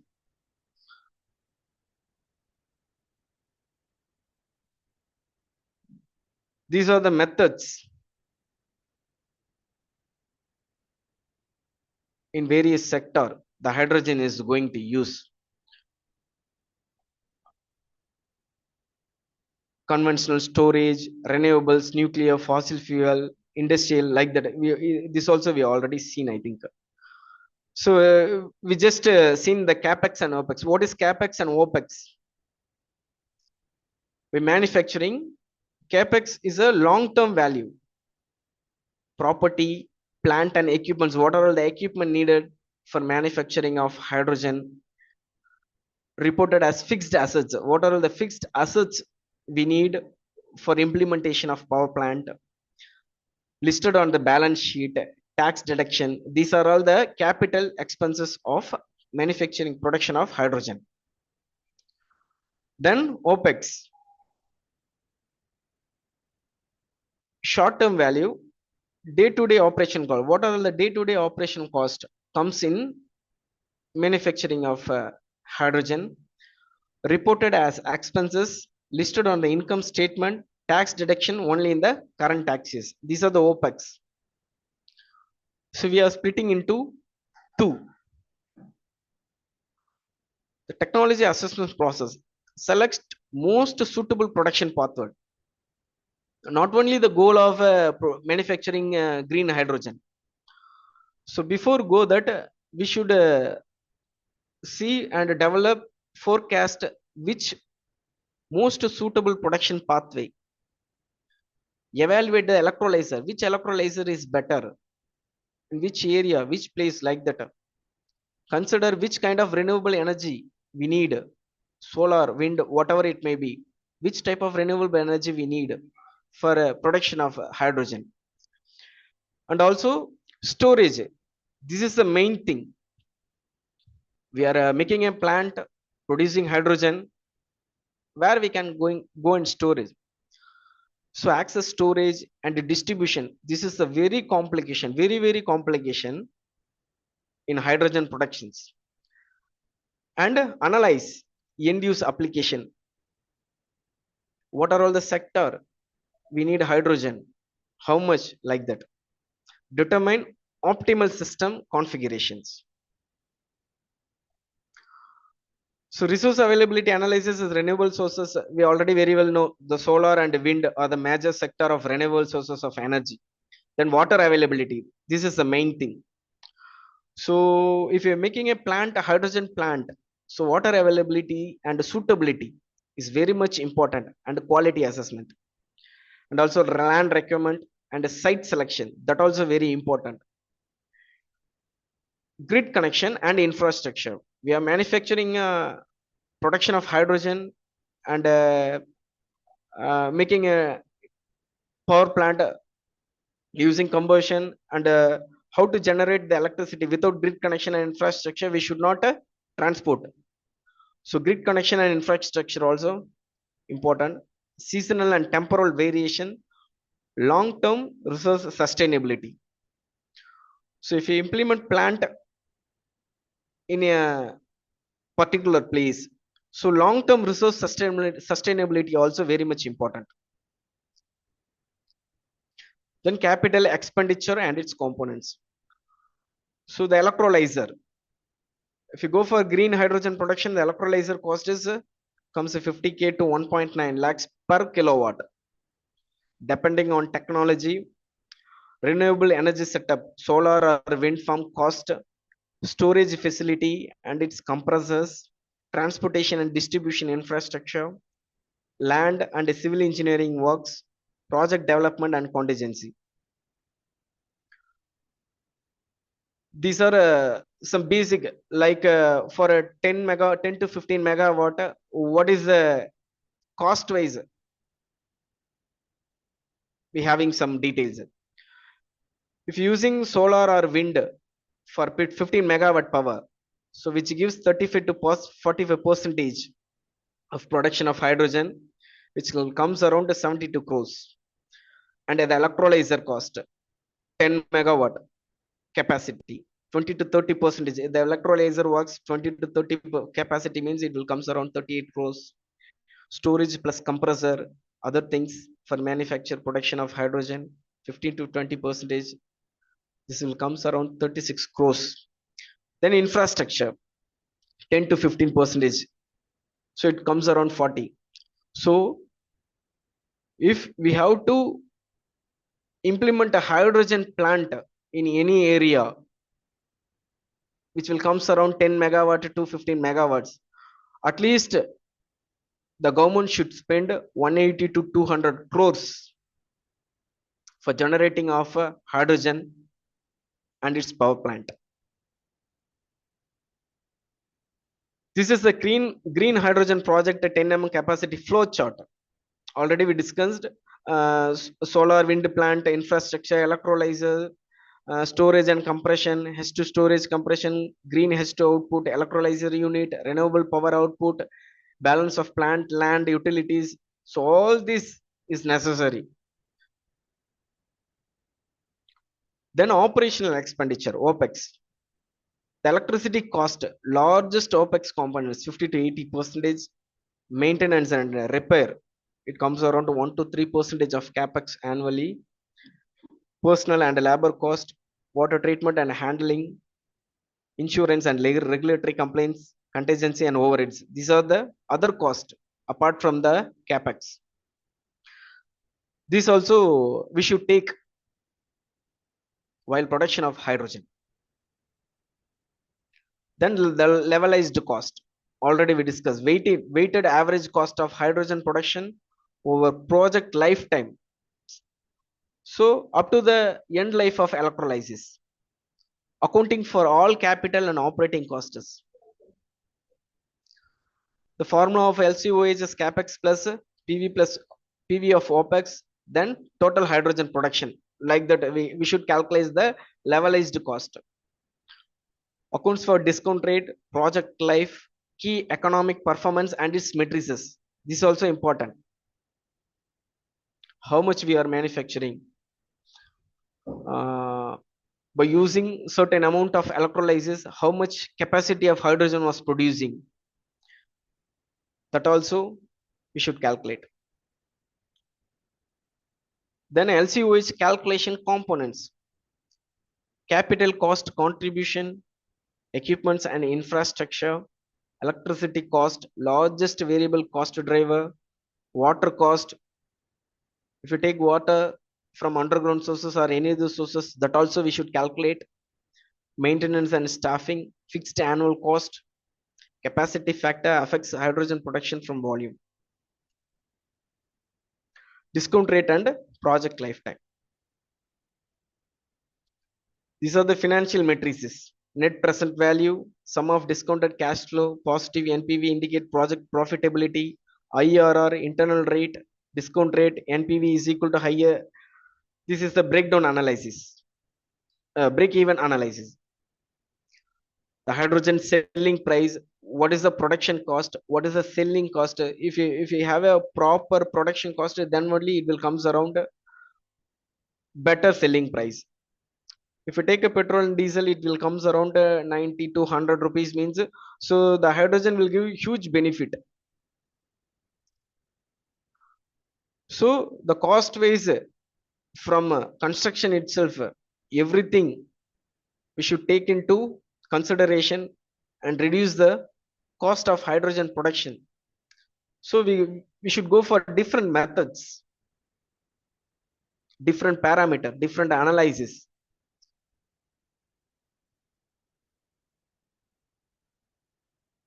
Different structure, different way of transportation, like that. Then scenario analysis, best one, base, worst cases, like that. So we should see the worst case also. Then risk management, what are all the risks we are facing by land acquisition, by using water, like that. That also we should take into consideration. And mitigation strategies. So the LCOH, levelized cost of hydrogen, ranges by scenario 2024 and 25. So which one is best case?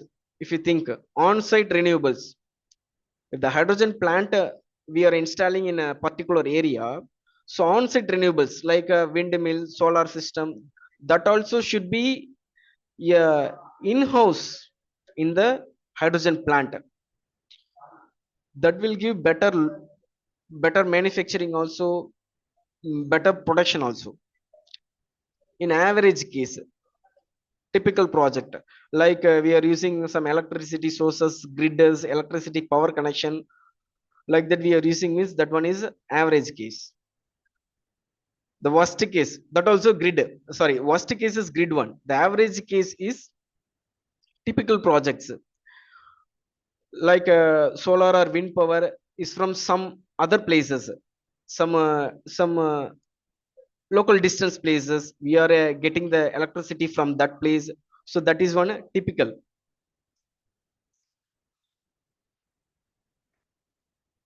So these are the pathways already we discussed, gray, blue and green. The next is a life cycle assessment. So we have manufactured a hydrogen and stored. What is the life cycle from initial to beginning to end? So what is life cycle assessment? Systematic standardized method to evaluate environmental impact of product processes through their entire life cycle. Cradle to grave. Cradle to grave is entire life cycle of product from the moment it's created until it is disposed of, ends its life. From the beginning, the life cycle of the hydrogen up to end, and accounts for all life cycle stages. In what are all the stages, what are all the drawbacks, what are all the things we are facing, difficulties we are facing, that also we should take in account. Then quantifies emission, resources use and wastages. After the end life, what are all the wastes, how the waste was settled, how the waste was demolished, that also we should take into consideration. There is some international standard for hydrogen production, ISO 14040 14044. Then LCA framework phases, life cycle analysis framework. Goal and scope. What is the goal? Define some objectives, functional unit, system boundaries, that also important. Then inventory, storing, stocking. Inventory is very much important in hydrogen because it is a abundant product, abundant material, abundant in nature. And impact assessment, classify and characterize environmental impact also. Then green hydrogen life cycle stages, resource extraction, mining of electrolyzer material. So if you go for a production of hydrogen by using electrolyzer, so electrolyzer demand will create. So we should know the resource of electrolysis materials and its manufacturing material methods, equipments. What are all the equipments highly needed for hydrogen production? That also we should assess, and its need also we should take into consideration. Installation, construction and setup, operation, electricity production, hydrogen generation, transportation, distribution and delivery. This is also important. Then storage. The government of India already released some notification regarding the storage and the transportation and operation of hydrogen. It should be announced nearly, I think, September 2020. Ministry of Road Transport and Highways, they give some standards for a hydrogen storage supplying chain. Letter that also seeing letter. So at the end of life and recycling and disposal. LCA function units. So we should, if you go for a hydrogen production, we need some standards. So standardize everything. Per kg of hydrogen, how much of resources, how much of electrical energy, how much of labor, like that. So everything we should comes into one standard. So that also important. Per megajoule of energy delivered. For per megajoule basis, we should create some standard or kg wise. Per unit of end product, steel and ammonia per year of system operation, allow comparison across technology. Presently, the hydrogen was highly used in steel and ammonia only, which is get it from a fossil fuel like that, solid fossil fuel or liquid, whatever it may be. So this was also going to change in future by using green hydrogen technology. So we should start our comparison from here itself, from this already having present technology itself. That is the main thing. Then only we will generate a better one, reach a better goal. These are the environmental impact categories. So climate change. So large number of CO2 as an emission means this will create climate change.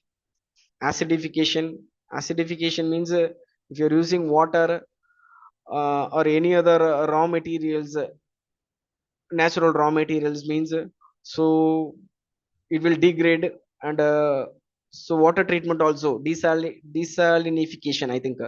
So water treatment also very much important.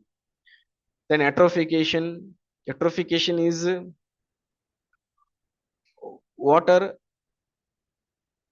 will changes into saline like, and photochemical smog formation, and also create ozone depletion. These are the major drawbacks by manufacturing and production of hydrogens.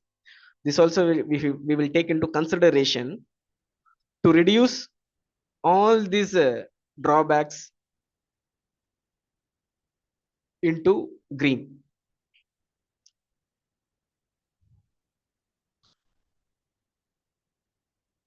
Then LCA result. Green hydrogen,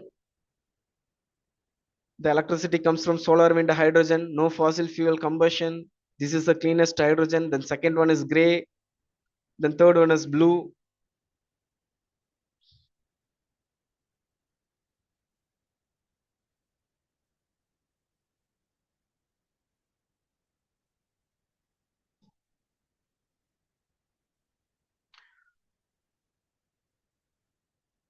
So then manufacturing and transport imports. The electrolyzer manufacturing 3 to 50 K per kg, CO2 equivalent per kilowatt. If you take solar panel, 40 to 100 kg CO2 per kilowatt. Wind turbine, 10 to 20 kg of CO2 only per kilowatt. Transport, minimal impact related to operation. Construction, if you take a construction of anything, whatever, if you're building a construction of a home, like that means, so this also emitting CO2 5 to 10% of life cycle of emissions. So all these parameter we should compare by the production of hydrogen.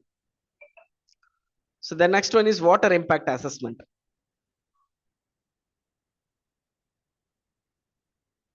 If you are going to manufacture or production of hydrogen by using electrolysis method, the water consumption is around 9 to 12 liters per kg of H2. And also the electrolyzer efficiency 70 to 80%, which converts the water to H2 plus O2. There is some regional water stress consideration that also we should take into consideration, because the water carrying shortage that also creates some problem. So that also we should take into consideration of hydrogen production. Desalination option in a region area. So desalination is a water treatment process. Then water recycling and recovery potential. Climate impact. LCA energy returns on investment. So energy returns on investment means what is the cost we are investing for the implementation of power plant, and what is the return we are getting from that plant. That also we should compare. What is the energy return for green hydrogen? 15 to 5 to 15% only. If you use a wind powered, 15 to 20. If you use solar powered, 8 to 12 only. So additionally, we should take into consideration of manufacturing and construction accounts also. Then LCA material requirements. After the vehicles are turned into hydrogen, the industries are turned into hydrogen. So these are the main things came into demand. Electrolyzer, steel, aluminum, titanium, and other rare earth metals, solar panels, silicon, glass, aluminum frames, wind turbines, steel, fiberglass, and concrete, lithium, cobalt. Recycling potential also we need. If you are going to use these one, we have to develop the recycling potential also. Supply chain impact, minimal versus fossil fuel comparisons also impact. So these are the life cycle assessment material requirements. Then life cycle analysis, system boundary considerations. Cradle to gate, production only. Production only means if you're starting production of hydrogen, 1 minute. Hello. Oh.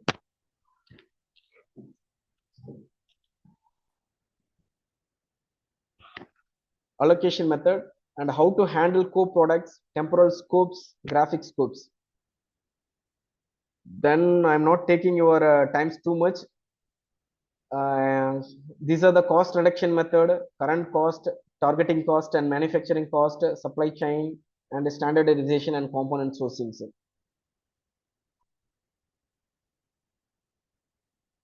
These are the electrolyzer efficiencies and various improvement methods. These are the manufacturing skills and learning curves. The project scale by 2030.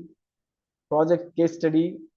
So we are using a wind 10 megawatt capacity. So 30 like that.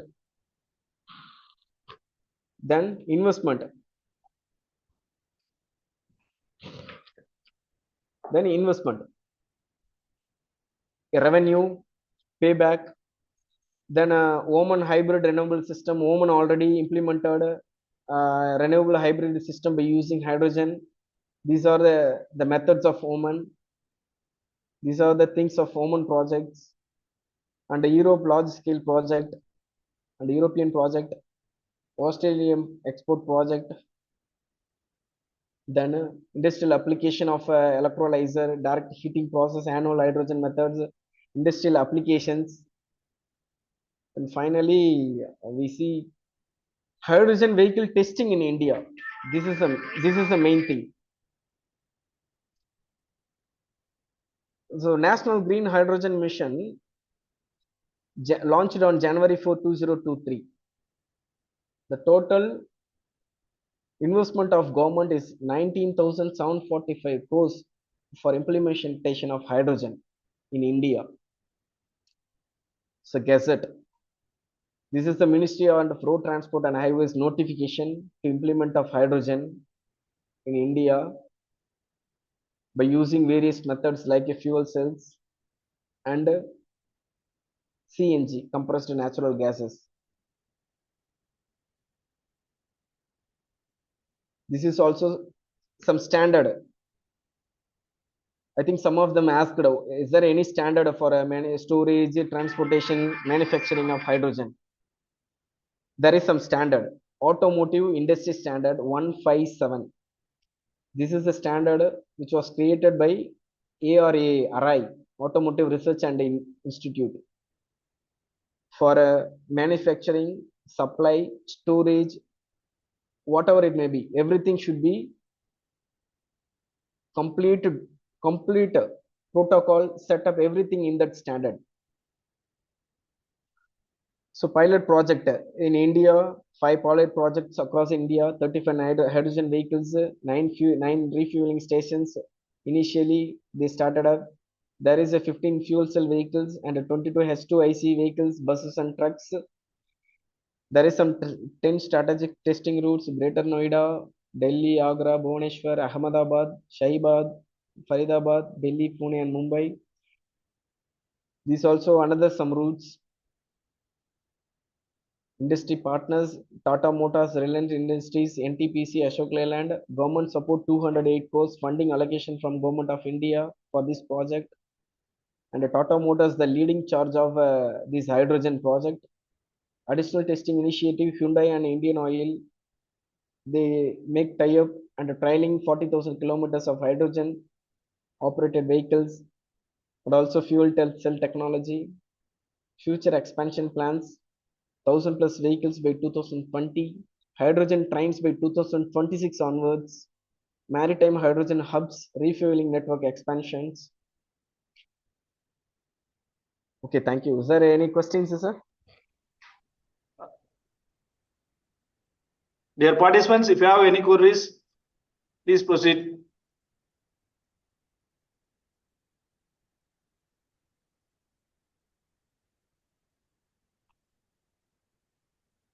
Sir, Mr. Manikandan, sir.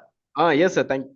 One of the participants posted in queries in chat box. Okay. Mr. K. Raman. If I can I read, sir? Yes, I am seeing your 1 minute.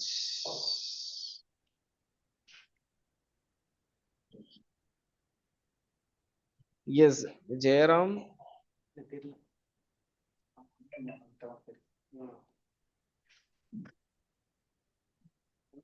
Ramadevi.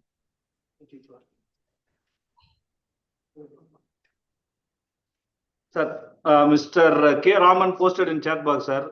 Okay, dear sir, if I start new company at a 10 megawatt hydrogen production, What is the timeline for ROI, Return of investments.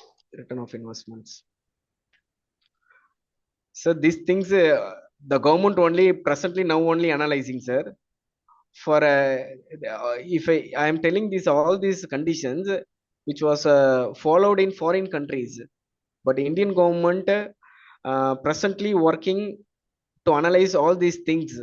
Now only in 2023 only we having some guidance of automotive industry standards like AIS 157.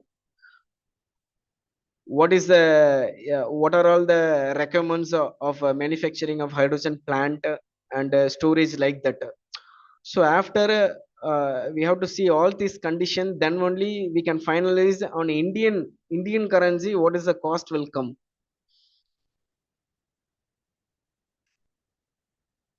uh, for example, if you tell solar means, I will tell it will comes around 1.5 to 3 crore for a generating of 50 or 60 kilo megawatt of powers like that. So in hydrogen it was not simplified. We just get it uh, uh, standards and capacities from government now only. So after that only we will get it all the details, sir. Okay, sir. Thank you, sir. Participants, if you have any more.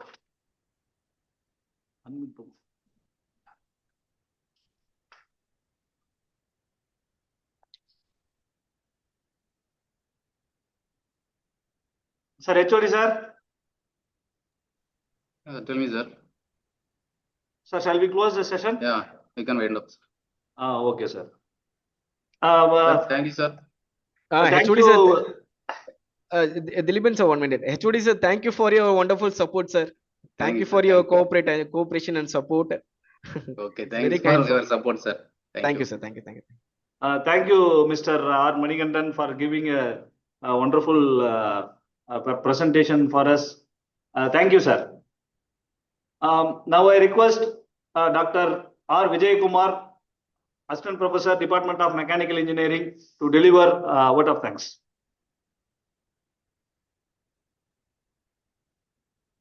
Thank you, Dr. Dilpan, sir. Thank you for your wonderful presentation, sir. First and foremost, our deepest gratitude to Mr. R. Manigandan, CEO, Lakshita India Auto Technologies, Tamil Nadu, for his insightful and well-structured presentation, sir. Your Thank you, sir. presentation masterfully connected the technical evaluation and the tech economics and the life cycle analysis of green hydrogen projects. Once again, thank you, Mr. R. Manigandan, sir, for your enlightening contribution. Thank you so much, sir. Thank you, kind of you, sir.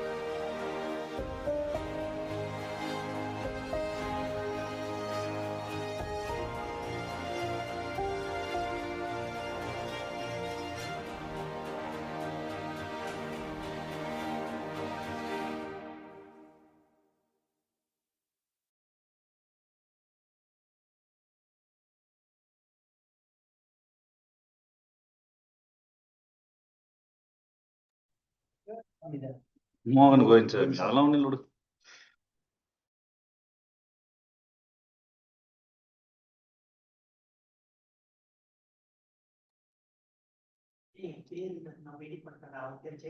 Sir very good afternoon sir. Good afternoon, sir.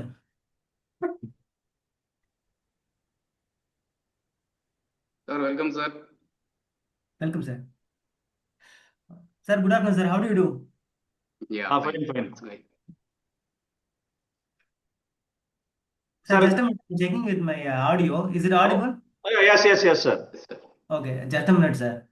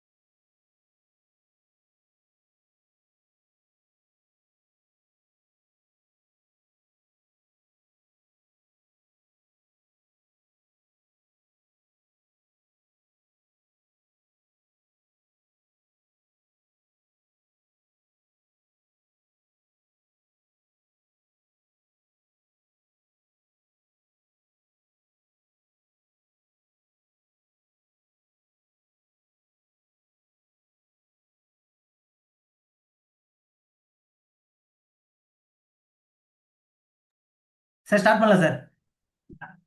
Dilipan sir. Okay, sir. Okay. Sir, first of all, good evening to all and welcome you, warm welcome for this session on final day and session 13. Welcome, sir. Now I request Dr. Vijay Kumar, Assistant Professor, Department of Mechanical Engineering, GRTIT, to deliver welcome address. Thank you, Dilipan sir. It's my pleasure to warmly welcome you all to the last day 30th session of our online faculty development program focused on a topic of case studies and innovation in hydrogen and storage technology. I extend a warm welcome to our speaker for this session, Mr. J. Jayachandran sir, Senior Design Engineer, Madurai, Tamil Nadu, IG Mobility Private Limited. Mr. Jayachandran sir bring over 9 years of robust industrial experience in mechanical and electrical vehicle design, battery technology, and sustainable energy systems. Currently serving as a Senior Design Engineer, Electrical Vehicles at IG Mobility Private Limited. He actively contributes to EV body design, battery assembly, BMS integration, busbar technology, and solar energy applications. He previously tenured as WellServe Technologies Private Limited and Masterlink Automations, span across BAW product design, industrial automation, tool and die design, sheet metal engineering, and end-to-end machine development, making him a versatile expert in both design innovation and practical implementation. He holds a BE in Automobile Engineering from SACS MAVMM Engineering College, and through his career, he has a skillful bridge the gap between the traditional machining design and next generation electrical and hydrogen storage technologies. Today, Mr. Jayachandran sir will walk us through real-world case studies, design challenges, and innovative approaches in hydrogen storage and EV battery system, offering us as practitioner perspective that is both grounded and forward-looking. Please join me in extending a very warm welcome to Mr. J. Jayachandran sir. We are eager to learn from your experience, sir. Thank you. Thank you so much, sir. Thank you for your warm welcome. Thank you so much, sir. I thank the entire team of GRT, especially Mr. Dilipan, for inviting me to deliver this lecture. Thank you so much. Thank you, sir. Kindly take over the session, sir. Okay, thank you.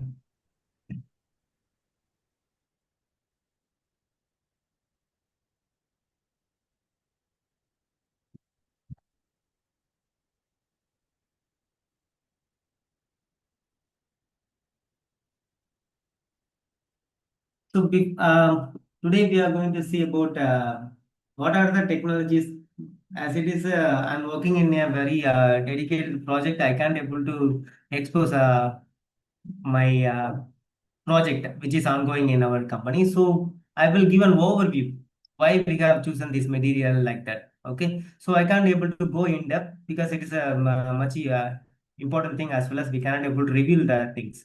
Okay, there's, you know, very well what are the complexities in the design stage. So we cannot able to reveal those things. So I will cover the system which are all used for designing the distribution system like that. Okay. So, could you able to anybody answer what is COP? Coefficient of performance. Okay, it's a mechanical engineering word actually, but actually the conference of parties is actually in from 1995 there is a conference of parties where various organizations will join, uh, especially all the member from all the countries will join, and then they will take uh, decisions of climate control, especially. Okay, so the COP is actually the driving force for hydrogen transition. So why we are everyone is talking about hydrogen? So that is the we have to know why. So that why is come from COP.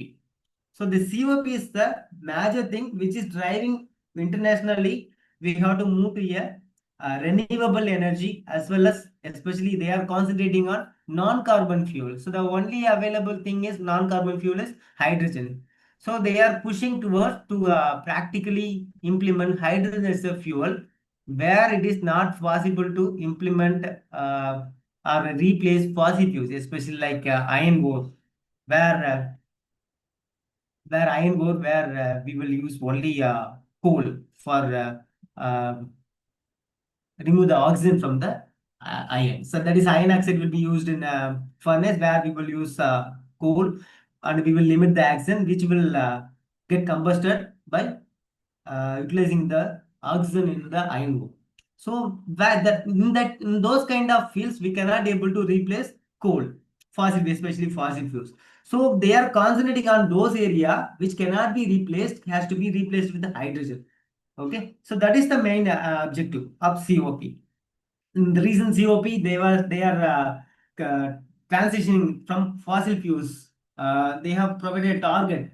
The 50% has to be done in 2050, 2075. Entirely transition to hydrogen is needed like that. So every year they will meet and discuss about the progress in energy transition.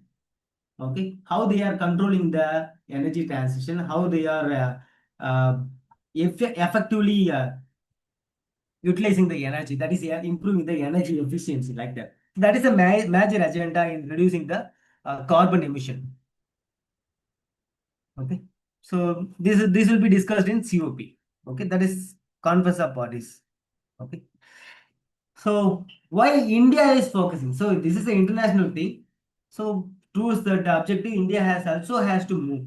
Apart from that, there is a target for India. India is towards the target of net carbon zero in 2070. So for that we are working. So another thing is we are importing about 80% of the 85% of the crude oil and 50% of gases. That is natural gas from importing. We are importing from other countries. So which will practically results in a dollar outflow. That is foreign currency outflow, which will we know that it will reduce our economic growth like that. So so in order to utilize this outgoing fund, we have to transit from fossil fuel to renewable one. So that is the major agenda why India is focusing on, as well as India is also considering any market potential to produce and sell hydrogen in an international market. Okay, so that India is seeing in a different manner. So while US is not restricting hydrogen research, India is investing more in hydrogen research because we are seeing a huge potential worldwide because of the decarbonization. So that is why Indian government is focusing on and investing multi-million dollar in hydrogen projects. We are also going to see about few of the projects which are already implemented and which are on pilot run. So let's see some of the projects which are on. So So another thing is clean air and urban pollution control, which is the world agenda. Every country is concentrating on. We are all know that how Delhi is critically affected by smog during the winter. In this year, today this year it is reached about 805. So it is very huge. We cannot able to even animals cannot live in that area. So that's such a huge pollution is absorbed in capital. So these things are driving us to switch over from conventional fuel to pollution-free fuel. That is especially renewable one. For an intermittent, we will use electric. For a long term, so electric, basically the electric energy, most of the electric energy today we are using is from non-renewable only. So we cannot yes, say that it is completely renewable. Electric vehicle is renewable. So some of the part of energy is only renewable. So only thing is we are producing energy from away from the city and utilizing in the city. That's all. So for in a long term, so hydrogen would maybe a good solution for pollution, completely removing the carbon pollution. Okay. So in that way, India is focusing much on hydrogen as a fuel for various sectors. So only they are economic using a national green hydrogen mission recently to make India global hub for green hydrogen. So there are different hydrogen categories. The green hydrogen is produced from electrolysis of water through renewable energy. Okay, that is called green hydrogen. So there are other hydrogens also where how it is produced, how it is where from which source it is produced, like that. See, if it is from natural gas, we have something like that. Okay, so the green hydrogen is basically it's from electrolysis.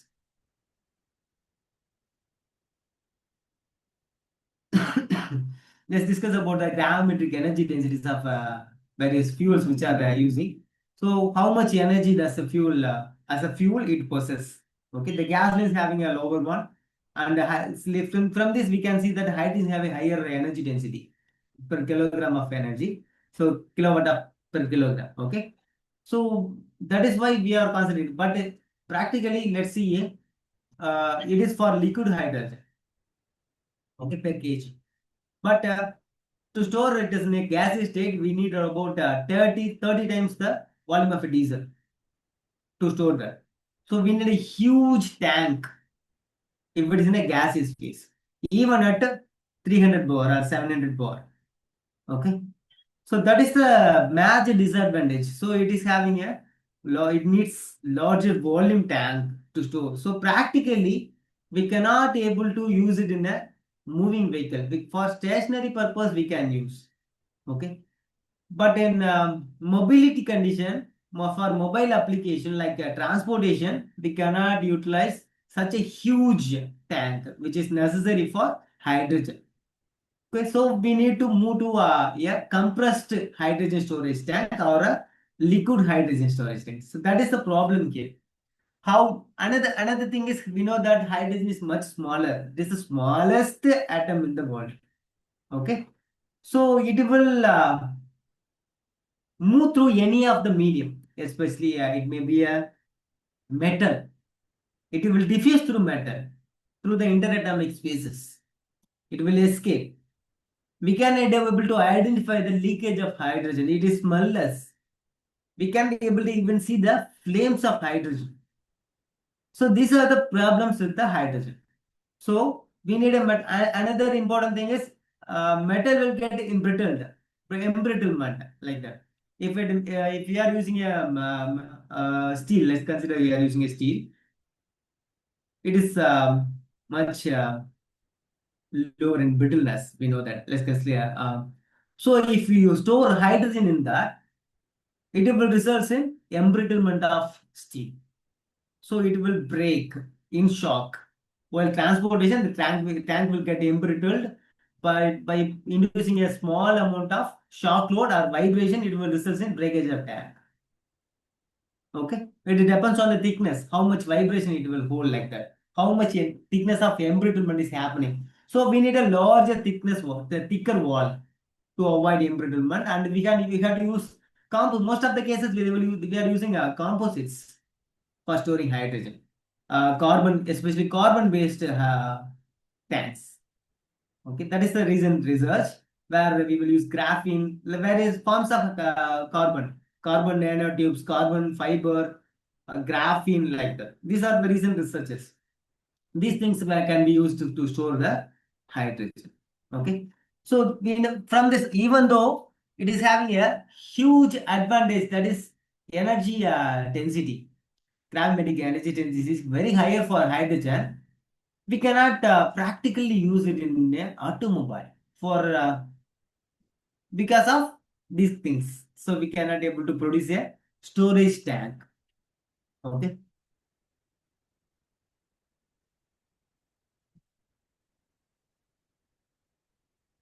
So let's discuss about some of the renewable energy, hydrogen energy pathways in India. So these are the recent projects, and let's discuss about that. So later we can move to the actual topic. Okay. There are different electrolysis processes are available: solar, wind electrolysis, and biomass gasification. This is called blue hydrogen. These are called green hydrogen. When you use renewable energy for electrolysis, then it is called green. So from it is, if it is from biomass, it is called blue. Okay. So there is the difference in efficiency between the different processes. If it is a solar electrolysis, we have a efficiency about 70 to 75%, while in the case of wind electrolysis, it is ranges from 65 to 75. But in the case of biomass gasification, it further reduces to 60 to 65 because we are using more amount of energy for cracking of the biomass. Okay, from that, basically the biomass will be split into gas and liquid. From the gas, we will crack it further to remove the hydrogen. Okay, so these are the things, and then we will use a filter to remove hydrogen and other gases like that. So hydrogen yield in the case of solar electrolysis is per day it is not from the source, per day. So per day, so if it is a 1 megawatt, so wind energy or solar energy plant, so from that we can able to achieve only 40 to 50 kg per day. But in the case of biomass, we can have a higher efficiency. So due to various funds, various things, that is wind is interpreted one, which cannot be continuous. Solar is also only can be available in the daytime. It is not available in the night time, like that. Another thing is biomass gasification plants can be continuously operated. Okay, that is the reason why here it is increasing. But in the case of cost, the solar is much lower when compared to all the other things. Okay, the biomass gasification we cannot limit it to 2 to 3 because it depends on the biomass which we are using and the transportation cost involved in the transportation of biomass from the site to the plant. So these things will involve while calculating the merely from the source we cannot able to calculate. So especially in the case of biomass, so it will projected up to $4 to $5 per kg in the case of biomass gasification. So all the things are having actually having a net zero. If the biomass is having if it is used from the renewable source, that is plant biomass, like that. But we have mentioned it as a 90%. Okay. So resource, the various states, these are all available. In solar is especially possible in the high solar intensity regions like Rajasthan and Ladakh, where this is practically implemented.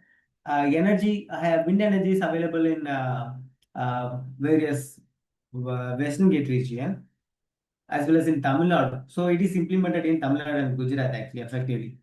Biomass, there is no restriction, we can implement at anywhere.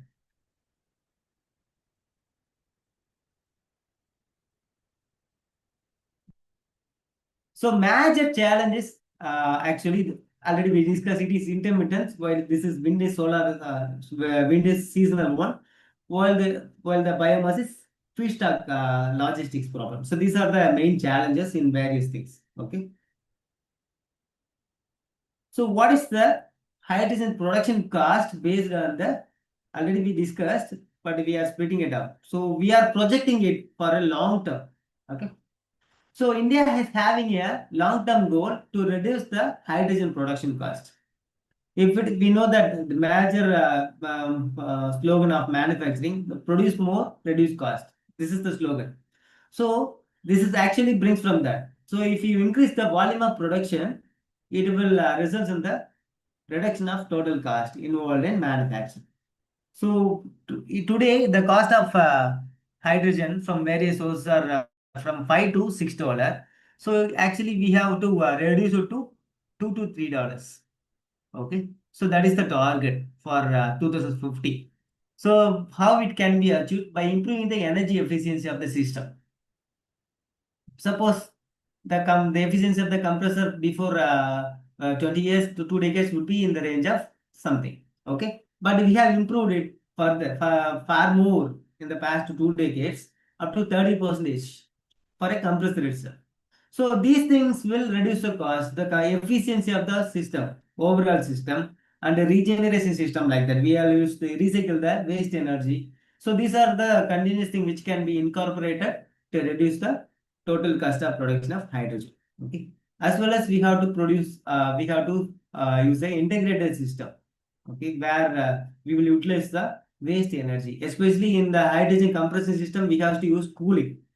Okay, we have to cool the hydrogen to compress with a higher pressure, so we can have a higher energy per volume, that is energy density. So for that we need to cool.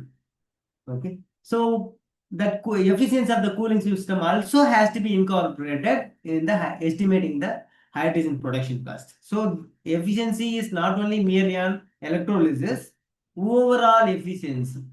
Okay, where it is produced, how it is transported, how it is distributed, like that. Everything has to be done efficiently in order to bring down the cost. So these are some of the pilot projects which are in operation in India. So in Ladakh, there is a solar electrolyzer. So where the capacities are in the range of 0.5 megawatt. It is actually operational. The main use of this Ladakh plant is to back up power and heating. Backup power actually. During that, we have a solar system. During night time, we cannot able to operate it. So during that time, we have to provide backup power. So by using the hydrogen produced, they will use a engine, operating engine. Instead of a diesel engine, they will use a hydrogen-based engine. So they can able to back up the power, okay, especially for heating purpose during the daytime, where it is essential in the case of Ladakh, where the temperature is sub-zero level. Next one is Gujarat, where they have implemented a 1 megawatt plant which will use wind energy. It is the electrolysis, basically alkaline electrolysis, okay, where we will mix the alkaline, make the water into alkaline solution like sodium hydroxide, potassium hydroxide, some alkaline solution, and then from that we will produce the electrolysis. So main use is for industrial tests. They are providing the energy for industries. So 1 megawatt they are producing and distributing to the local companies, which are that is the power produced is much lower, 1 megawatt. So we can able to adapt only supply to only few companies. So what is the major problem is grid. So they have to distribute the power. So the reliability of the grid is much essential. So how reliably the power plant will be operated? So that is the major problem. So if it is connected to a global grid, then it is not a problem. We can utilize the energy. But it is locally produced and locally distributed. So the grid is a major problem. As well as in Gujarat, the water supply is a major challenge. So we need a high purity water, which, or otherwise it will result in deposition over the electrodes. So another plant is there in Assam, where they are using a biomass gasification for hydrogen production. The capacity is in the range of 1 ton per day. They are using the biomass and of up to 1 ton per day. It is actually a pilot for local, for village capacity. Okay, so they utilizing the power for industrial and the home needs of a village.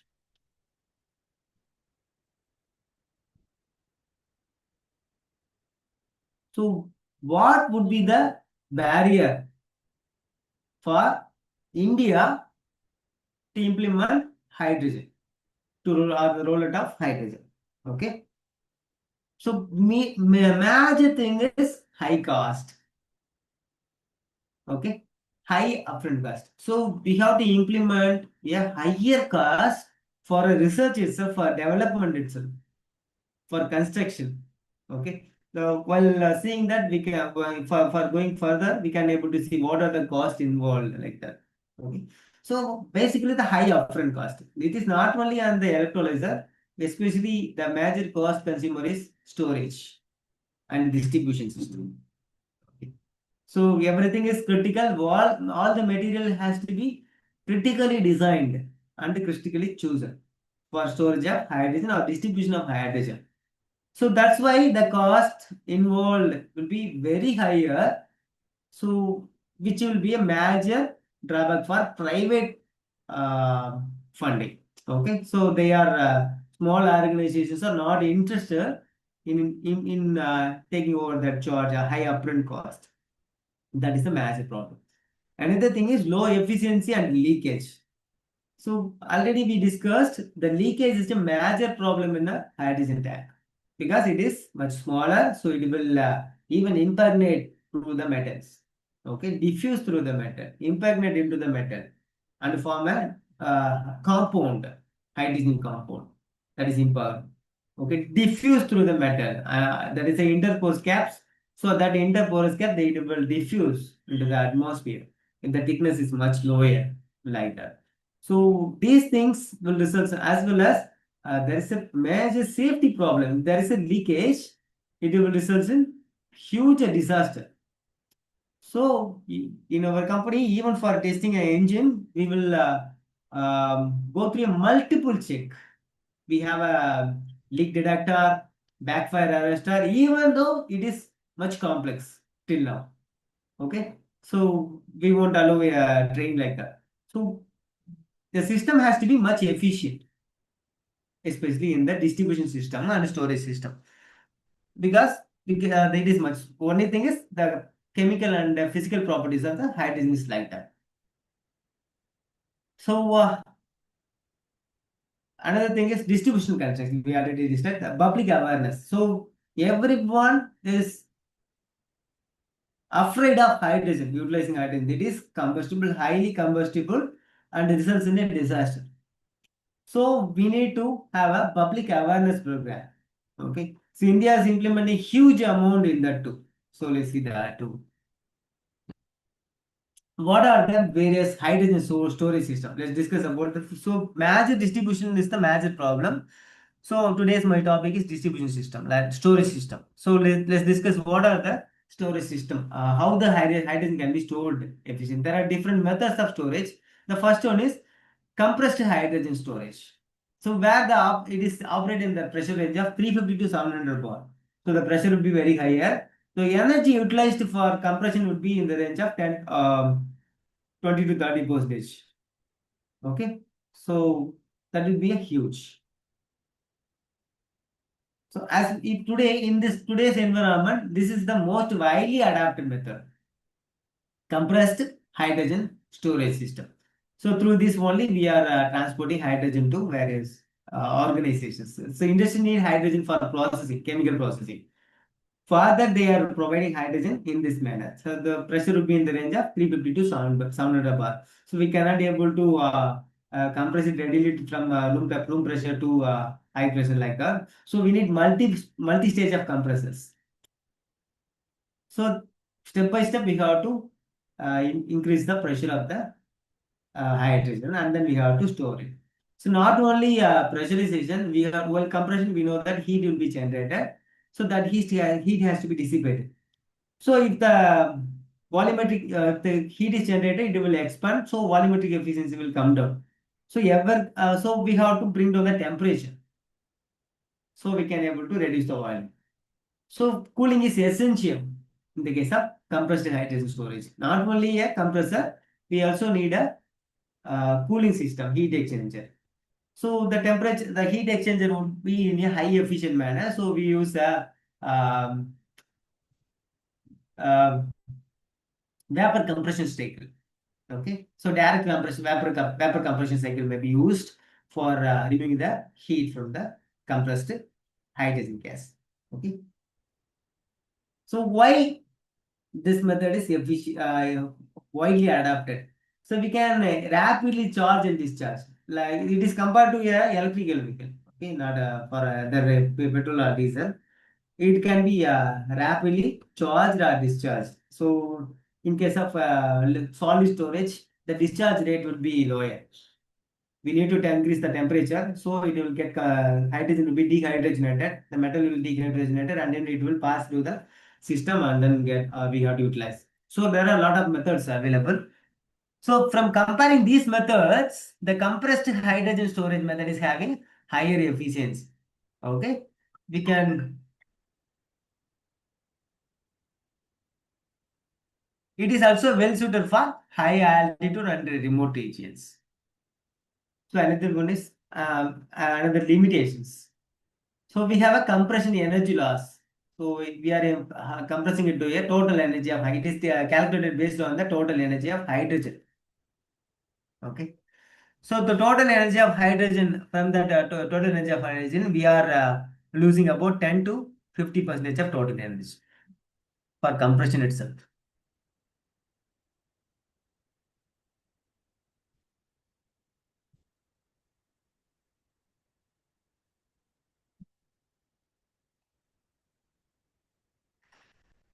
And then it requires a high strength carbon fiber tanks. So we already discussed. The carbon is the major carbon-based materials are much widely used, adapted for storage of hydrogen. So here also we are using a carbon fiber tanks mostly. We can further improve the energy efficiency by the using of next generation compressor can cut energy up to 20 to 30% of energy. So seasonal energy storage enables seasonal energy storage like solar or winter use. So we can use those things, solar or winter energy for compression. By that we can able to further reduce the energy required for compression. So liquid hydrogen storage, next one is. So in the previous stage, if the pressure is in the range of 350 to 700 bar, okay. But here the temperature is reduced to minus 253 degrees Celsius to liquefy the hydrogen. So why we have to liquefy? By liquefaction, we can able to have a higher volumetric density, that is 71 kilogram per metric cube can be stored. Okay, per metric cube, we can able to store about 71 kilogram of hydrogen. So by achieving this, we can able to realize hydrogen for a moving system, that is transportation system. But this is the method, but it is not adapted. Okay, still there are a lot of restrictions which are limiting us from utilizing liquid hydrogen, especially the dissipation of or heating above tank due to leakage of heat. Okay, we can able to perfectly seal the canister, liquid hydrogen canister from the surrounding. So there will be some heat loss, okay, into the system. So through that, it will get increased. So that is a major drawback in this system. So we need a continuous cooling system during transportation. Where it is actually used? It is used for long distance transportation, from intercontinental transportation, like that. Even it is not advisable for road transport. Okay, for inter-country, it is not possible interstate transportation. So it is only advisable for intercontinental transport or inter-country transportation, where the cost involved in the plant, liquefaction plant, will be very higher. To compensate that, we have to transport it in a mass rate. If it is transported in a lower volume, the cost will be involved in that will be very high. Let's see about the cost in the future slides. So cities are actually, that's why we have mentioned it is a strong fit for coastal states, especially it's for ports. Okay, it is used for wind to hydrogen to export model for transport India. So India is planning for export of. We have also signed the agreement with many countries for transportation of production and transportation of hydrogen from India to those countries for power sector. So if it is enabled, if it so it is enabled only through wind to hydrogen model, where the efficiency will be higher. Okay. What are the liquid limitations? Liquefaction energy penalty. Actually, previously, let's see that the penalty is energy loss is about 10 to 50%, 15%. But here it is in the range of 30 to 35%. See, there is a huge variation, double fold. So 15 is converted into 30 to 35%.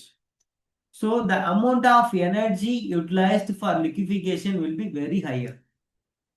So that is the another major drawback of hydrogen, especially while used as a liquid form. Okay. So we also need a cryogenic insulation. So normally, if it is in a cryogenic state, we need a high efficient cryogenic insulation. So that is also a major problem. Okay. So we need to surround it with a cryogenic fluid. Over that, we have to seal it. Okay. So multiple layer of insulation is required. So that is another problem. Okay. So high capital cost, that is high capex on storage tanks and terminals. So terminal has to be developed in such a manner to handle the cryogenic fuel tanks, cryogenic state fuel. Okay. So higher capital is there required. So that is a major problem. So only a big organization is possible to invest in this region. Boil of flask during transportation. So the liquid hydrogen will get boiled and converted into gaseous state. So that is the boiling of flask. Another one is we need a trained operator and safety compliances. So these are the limitations of liquid hydrogen storage.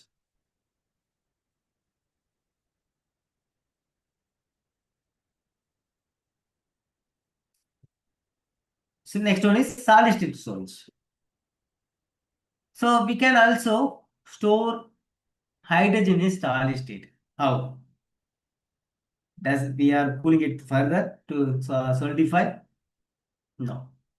We are cooling or storing it in into another medium. Okay. So it may be a porous medium or in a chemical form.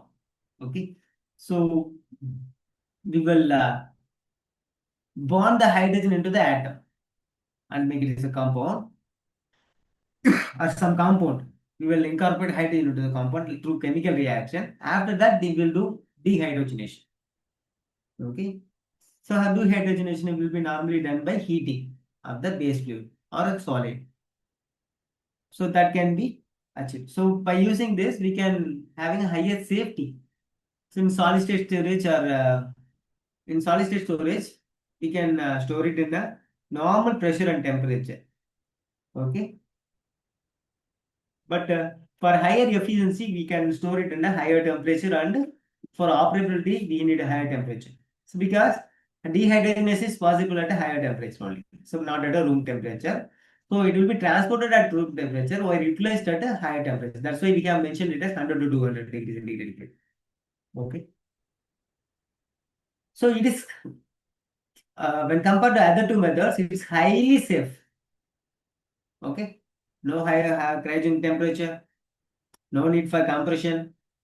Leakage fear is less because we need a high temperature for releasing the hydrogen from the compound. Dehydrogenation process has to be happen.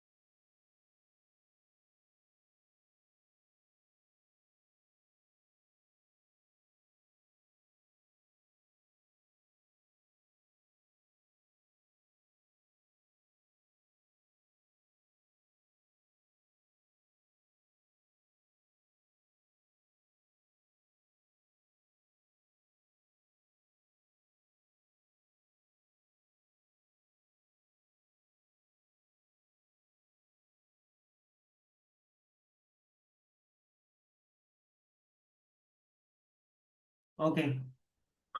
Okay. Oh.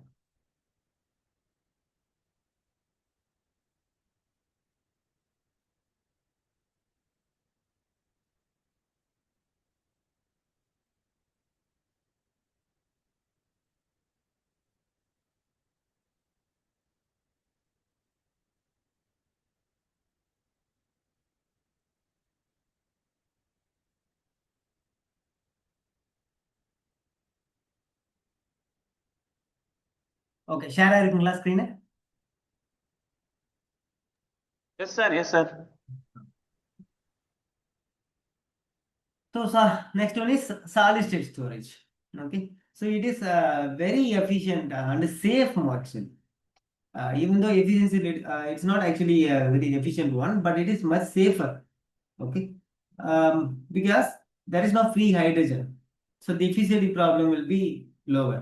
Let's consider that we are using acetone as a storage medium. Actually, that is practically it is possible to use acetone. So acetone will be mixed with the hydrogen, and the hydrogen will hydrogenated into the acetone. Okay, so it will acetohydrogen is a compound be available. So we can store it like a diesel. Okay, we can fill in the tank as a diesel, like a diesel. Okay, so while heating the acetone, it will liberate hydrogen. So the diffusivity problem which is available, which is a major drawback in hydrogen, can be avoided by using a solid state storage. So various compounds are available for using a solid state storage. Okay,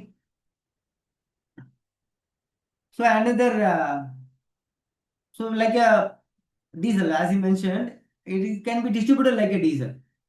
So it is a practical way where we can at the present stage you can use a hydrogen for transportation or utilization. So this is also works well with the biomass based hydrogen fusion. Okay, where it is remotely used. Actually, biomass based will be remotely used, where we cannot able to provide compression or cryogenic cooling. So in that zone, we can use solid state storage. Okay, we can't be able to produce and directly utilize the hydrogen. So there is an intermediate storage medium is required actually for practical implementation, for even for a power plant. So for that purpose, we can use a solid state storage.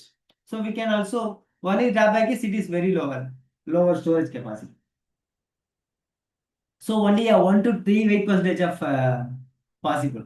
Okay, so that is a maximum. It is about 10% of weight of metal. In the case of metal hydrates, where in the metal we know that already metal will get hydration. That is metal hydride can also be used as a solid state storage medium for hydrogen. Okay, so that can also be possible where the metal oxide frames will having a 10% of weight. Hydrogen can be stored in that. So this is the most recent research reported. So metal hydrates for hydrogen storage. Okay. So what is the problem actually? So one is lower storage capacity, already we discussed. Another one is slow absorption or desorption. So the metal will absorb hydrogen. That is not a problem. But to the full capacity at a rapid rate, it has to be get absorbed. So for that, we need to push it by using some chemical means, or using catalyst, by use of external energy, by pumping like that. We have to do that. So that will absorb. That is, every process will be energy intensive. As well as while desorption, we need to provide heat. Let's consider in the case of metal oxide frameworks, metal oxide hydrates. Okay, so that metal oxides will liberate hydrogen only upon heating. So it is energy intensive. We have to provide supply energy for liberating the heat from the hydrates, metal hydrates. So that is a problem. So slower absorption of diesel, even though it is heated, the desorption rate will be lower. Okay. So another one, we need an external heating above for desorption. Okay. High material cost than compressed system, because it is a porous medium storage like that. So we have to like a store. Let's imagine it's like a porous medium storage. Okay. So let's consider we have aluminum oxide, where it is a metal oxide, where we are storing the hydrogen in the pores, and it will get the aluminum oxide into converted to hydride. Okay. So it is as it's like a stored in a porous medium. So the amount of energy, amount of uh, volume of material recovered will be very higher. Okay. So it is also another problem, transportation problem. Okay. Shorter lifetime. So we cannot able to use the system for lifelong. Okay. There's a limited life for this system. So after few hundreds of cycle, it will lose its efficiency. We cannot able to use that. So that is the shorter lifetime mentions. So see, this is the density matrix of hydrogen storage technologies. So solid state is having a much lower F gravimetric density. Let's see here, the green color. So solid state is having a very lower gravimetric density. Next comes the liquid hydrogen, and third comes the compressed hydrogen. Okay. If there is any query in this? No. So next one is volumetric density. So here the density is higher for liquid one when compared to that of solid state storage and compressed hydrogen storage. Okay. But the energy gravimetric density is lower for solid state. Okay. And the liquid state when compared to compressed hydrogen state. Let's consider comes to the efficiency, which is most efficient in terms of energy intensiveness. See, efficiency means how effectively it is stored and distributed, like that. Utilized, not distributed, utilized. So two things, compressed hydrogen and solid state storage are having high efficiency when compared to that of liquid hydrogen. From the previous things also we can know that. So where the energy loss will be very higher in the case of liquid hydrogen storage, 30 to 35%. That's the directly reflecting over the graph here. So liquid hydrogen having a high energy intensity for storage. So where more amount of energy can be utilized for cooling purpose. So the efficiency will be normally be lower for liquid hydrogen system. So where we have to store? Why there is a need for storage? So in this picture we can see that there is a electrolysis plant where hydrogen is produced and then it is compressed in the second stage. That is primary hydrogen compressor. After that it is stored in a hydrogen buffer tank. It is in a plant level storage. Okay, in the near to the compressor. So near to the electrolysis production system. Okay, the pressure will be much lower. Suppose if it has to be transported, we have to transport in the any three method. Okay, not a solid. Here we are not discussing about the solid. So compressed gas hydrogen. The first one at the top is compressed gas hydrogen, liquid hydrogen. This one is compressed hydrogen. That's all. Okay.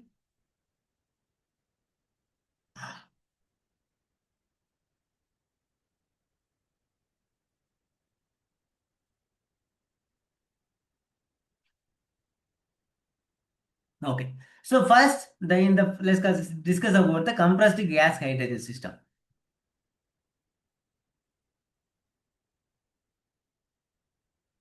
So we need a high pressure compressor. That is actually a multi-level compressor. Okay. So multi-stage compressor which will compressed and stored in a compressed gas hydrogen storage trailer, and then we will transport the trailer to the refueling equipment. Okay. There will be a storage system. That is a buffer tank would be available in the refueling station also. From that we will distribute into the refuel it into the hydrogen storage tanks in a vehicle. Okay, CCS2, compressed gas hydrogen. Okay. Next method is liquefaction process, where hydrogen liquefaction plant will be available.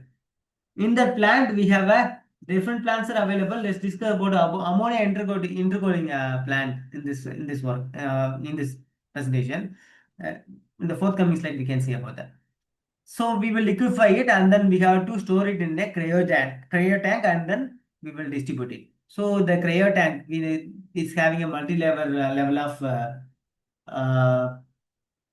protection to avoid a heat leakage or a heat in cooling leakage like that. And then we have to provide cooling also. There is an onboard cooling system. If it's a long travel system, then we have to onboard compressor system has to be provided for cooling it and maintaining the temperature. Not for cooling, actually we have to maintain the temperature. Okay. So another one is here also in the it is compressed hydrogen, but the pressure will be higher here. How they will do is they will reduce the heat. That is while compression, there will be increase in the temperature that will be liberated. So it will be in a very high pressure temperature, high pressure hydrogen storage system, where it is not where it is not directly charged. It will be cooled and then charged into the storage trailers, and then it will be transferred to the refilling equipment where we have a storage tank, and then we will distribute it in the vehicle. This is actually a plan. Okay.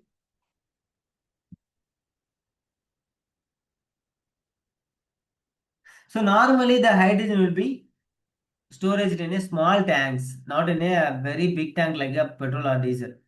Okay, already as we mentioned earlier, there are a lot of problems, that is leakage like that. Okay, so it will so at a time one tank will be opened and then the fuel from the tank will be discharged like that. It is not seriously connected.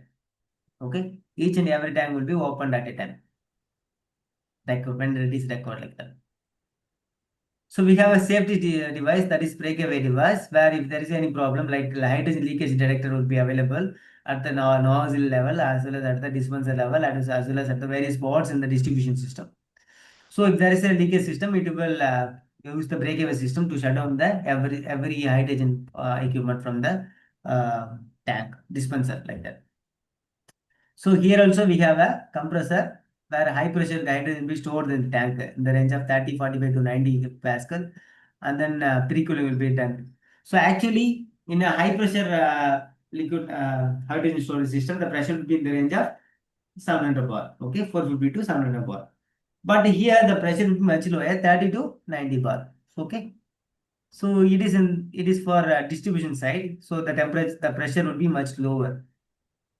So it will be reduced in the vehicle. It is stored at 35 to 75 bar, 70 bar, and then it is reduced to 16 bar in the case of fuel cell application.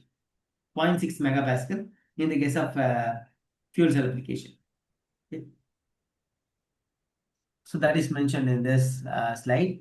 What is the pressure variation? How it is distributed like that for a fuel cell vehicle.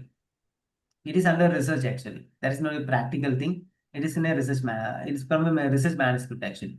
You can also find it in science track like that. Some school scholar you can find. So how compressed hydrogen is stored? At what pressure it is stored? What temperature it is stored like that? So this is the feed hydrogen over here. Bottom green line. That is the feed. Sorry. The bottom green line is the feed hydrogen. So where you use a compressor and a heat exchanger. Okay. Two plants are available. Here nitrogen based cooling system is used normally. Okay. We are not using any other coolant system. The working fluid will be nitrogen for cooling the hydrogen here. So dissipation of heat from the compressed hydrogen. We will use a nitrogen plant separately. So the nitrogen plant will be, that is mixed. How the nitrogen is cooled actually? Here it is a nitrogen based cooling system.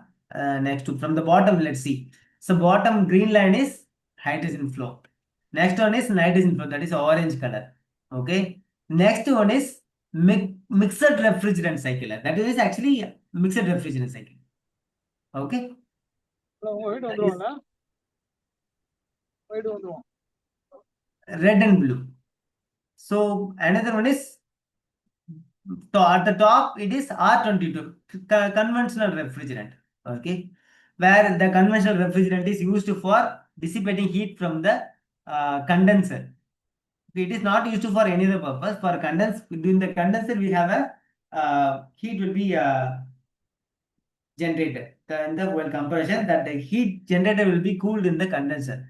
So that is that for that we will use a R22 from the mixed refrigerant cycle. So this is actually mixed refrigerant cycle for cryocooling.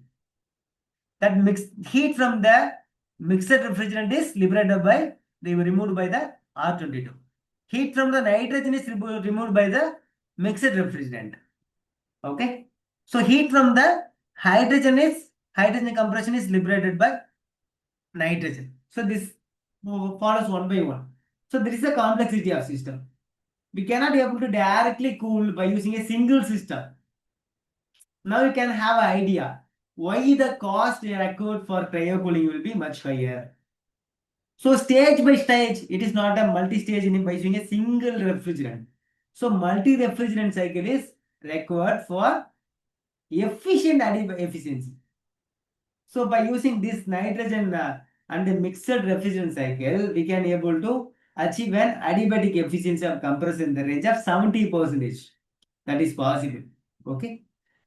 So other methods are also available, but in those cases, the efficiency will be much lower. So energy, we are using hydrogen for high efficiency, reduce pollution only. So whatever the system which are used in the hydrogen production, storage and distribution has to be should not be energy intensive and has to be very highly efficient. So for such a system, we need a complex mixture of various cycles. Okay. So that is demonstrated over here. So let's discuss about the actual parameters. Actually, the feed hydrogen is provided at a pressure of 1.6 bar at a temperature of 300 Kelvin. Okay, that is room temperature. Actually, it is okay. After that, it is compressed by CCH. CCH2 it is in the range of 20 megapascal and 300 Kelvin. After that, 35 megapascal and 300 Kelvin, 45 megapascal and 300 Kelvin. 3 studies actually done for this.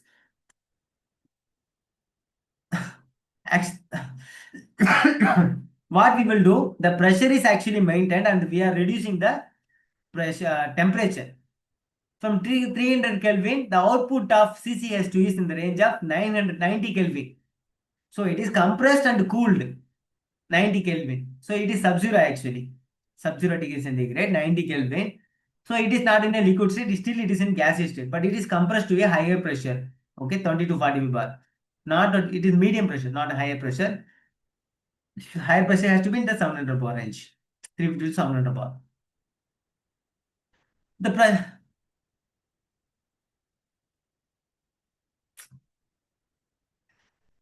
So these are the various energy consumption for different types of hydrogen storage. That is cooled gaseous hydrogen, CgH2, cooled gaseous hydrogen. Cooled compressed hydrogen, CgH is cooled gaseous hydrogen. CCH2 is cooled compressed hydrogen. Okay, there are two different. Okay. Sorry,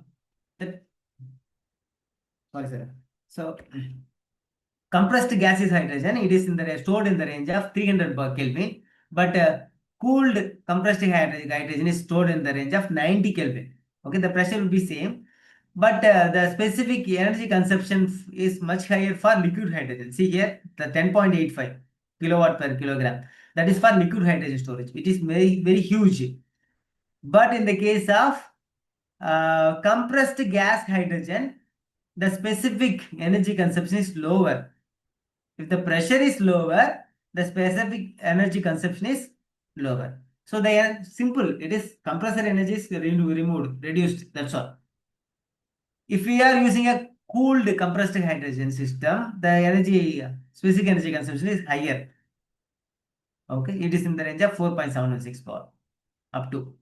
It depends on the pressure from 4.4 bar to 4.716 bar. It varies. Here it is 1.5 to 2.14 bar. For compressed gas hydrogen, compressed cooled hydrogen, it is in the range of 4 to 4.7 bar. So the specific energy consumption will be varying. What we are using is in today's environment, we are using hydrogen for industrial purpose distribution. That is CgH2, compressed gaseous hydrogen state, is widely adapted. Okay, I am not saying the cryogenic hydrogen is not at all used, but it is widely adapted for process industries, for distribution from production unit to process industries for hydrogen.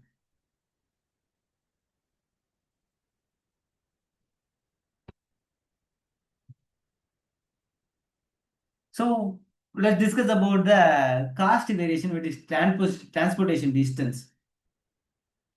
So that line is for liquid. So let's see. The compressed gaseous hydrogen at 20 megapascal is having a higher cost, involves higher cost. See here, it is completely different from energy specific energy consumption. It is inverse. See, the lowest cost is liquid hydrogen because we can able to transport more amount of hydrogen in a single tank if it is in a liquid state. So the height probably for reducing the cost, we have to incorporate liquid hydrogen transportation. Another close companion is cooled compressed hydrogen transportation system. This is also much closer. See here, unit cost is starts from $0.2 to $2. It is almost mixed with the liquid. We are not considering the initial cost. We are considering only the transportation cost. We are not at all considering about the total cost. If you see the total cost, the liquid hydrogen plant will having a total cost of very high cost because huge initial investment required for storing the liquid hydrogen or converting the gaseous hydrogen to liquid hydrogen. So that will be very high. So we are considering only the transportation cost. Okay. So if it is in a gaseous state, we have to utilize more amount of charge for cost for transportation. If it is in a compressed manner at high pressure, the cost will, with increase in pressure, the cost will come down. That is the observation from this graph. So the first one is power price.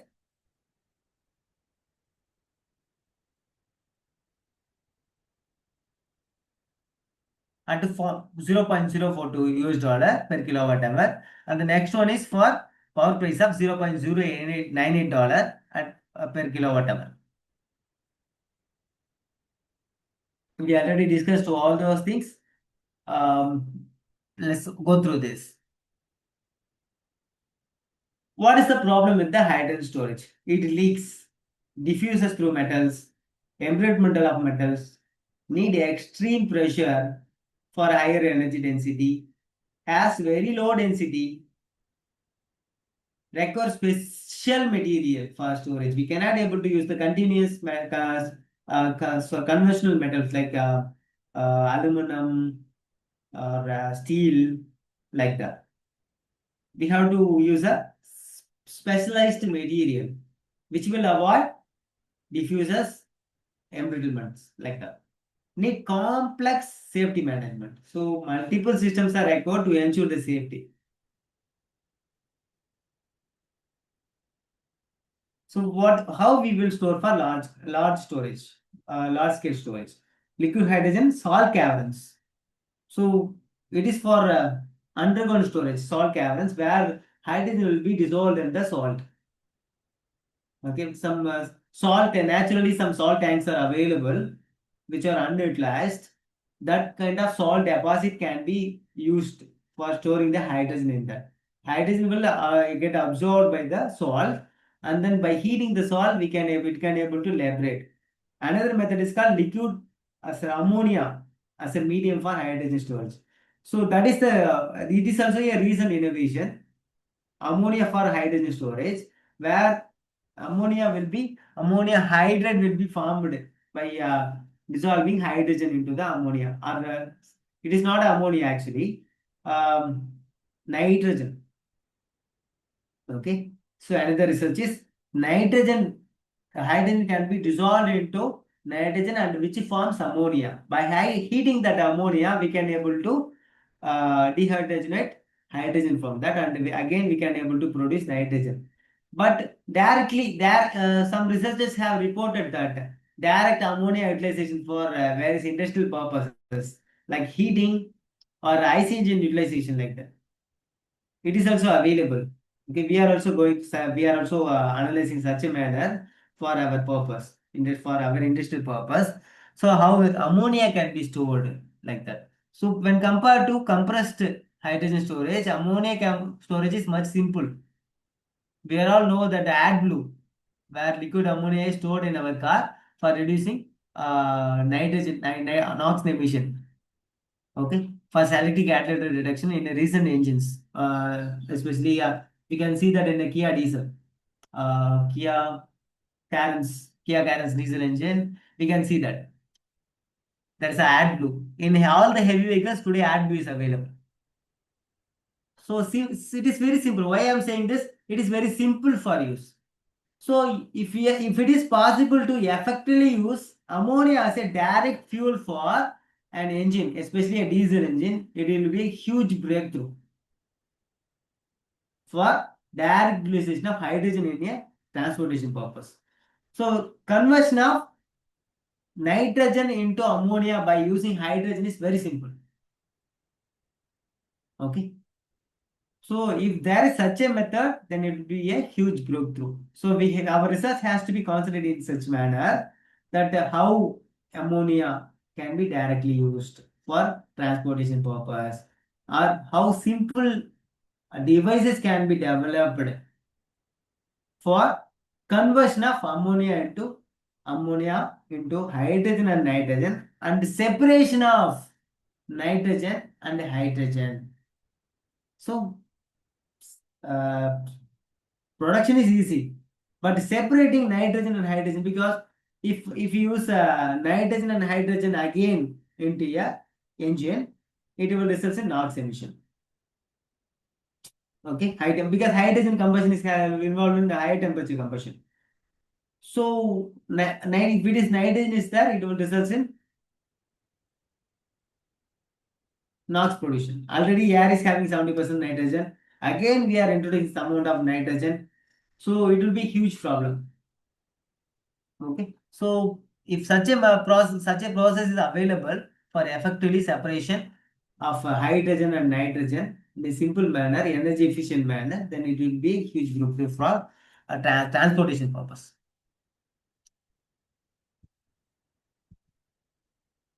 So LOHC, liquid oxygen storage system, and solid state hydrates. Let's discuss about carbon material for hydrogen storage tanks.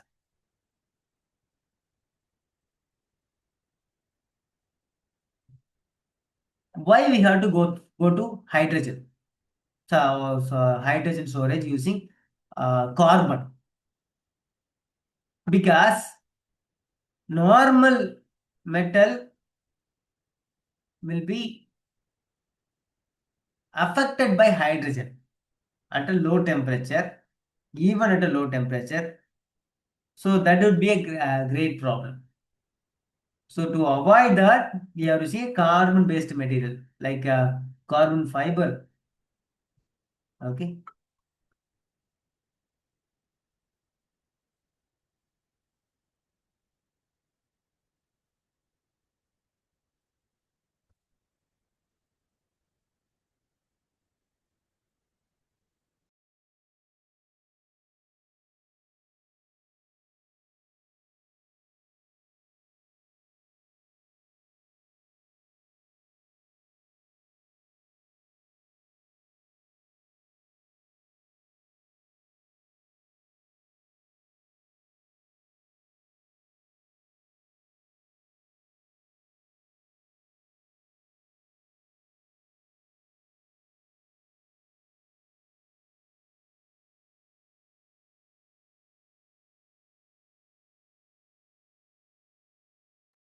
Okay. Okay. So the carbon materials are used for storage of hydrogen. You know that many carbon forms are carbon nanotubes, graphene, activated carbons like that. So which are normally a porous medium, which can also be stored for in the interpore storage. So that is here it is structural tunable. That is pore control can be possible in the case of carbon material. So we can use carbon as a material for storage. It is also lightweight. Okay. So high reversibility of absorption and desorption is possible. So in carbon can be the hydrogen can be absorbed by the carbon, and it can also be easily be dissolved by the carbon molecules. So what are the main compounds which are available for storage of in carbon families is carbon nanotube, graphene, reduced graphene oxide, activated carbon, carbon nanofiber, porous carbon composites like that.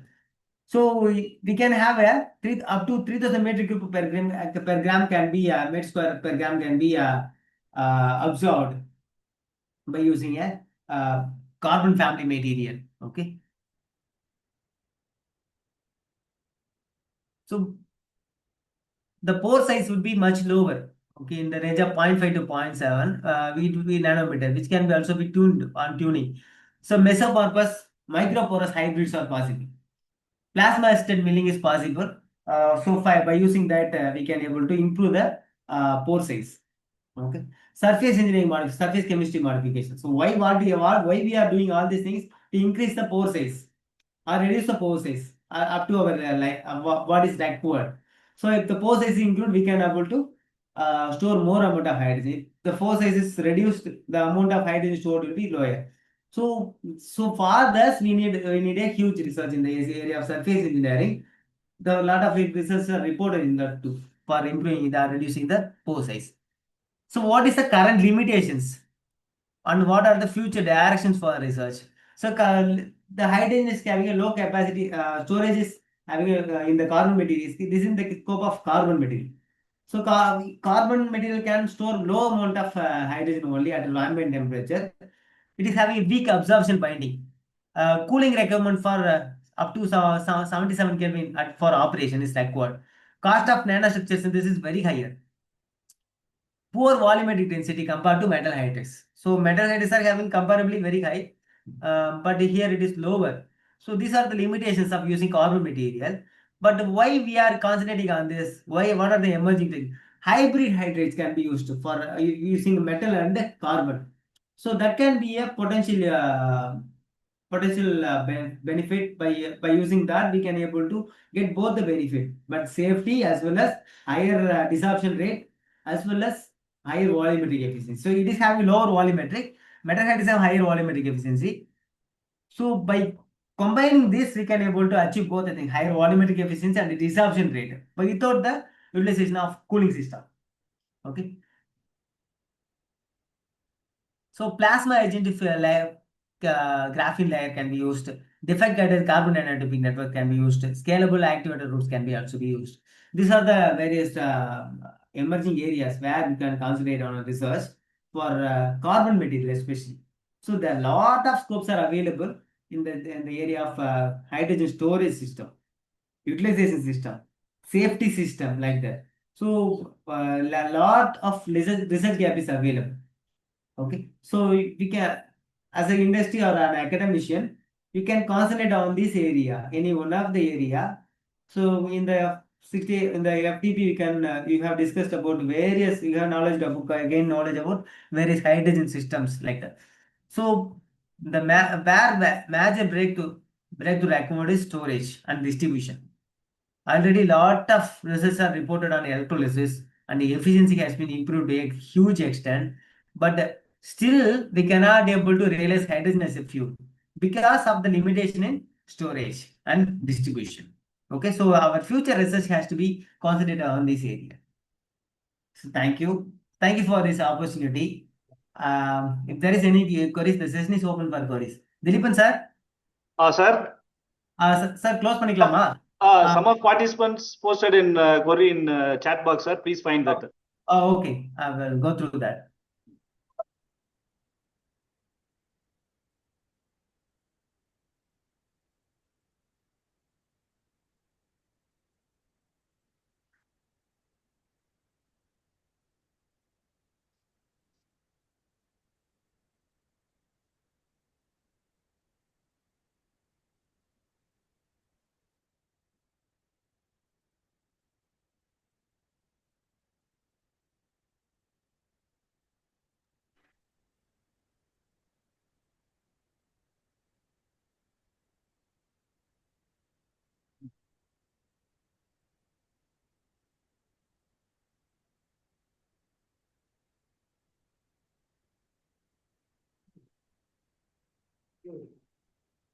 So, Mr. Raman asked that which hydrogen storage method is most suitable for Tamil Nadu, because hydrogen generation is suitable for coastal areas in Tamil Nadu. As you mentioned, it is much suitable where we have a real-time project in Tamil Nadu where wind energy is utilized for hydrogen production, that is green hydrogen production, where it is in a pilot run, and the storage depends on the volume which we are producing the hydrogen.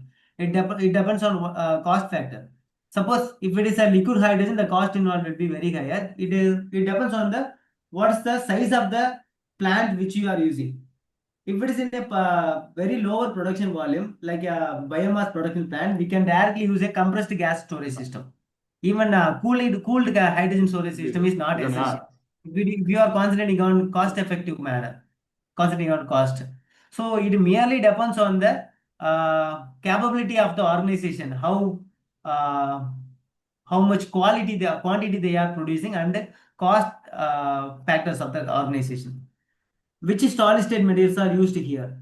What is their efficiency? So as you mentioned, the carbon-based material, metal hydrates are mostly widely reported for hydrogen storage. Porous carbon materials, carbon nanotubes, graphene, like that, those materials are used.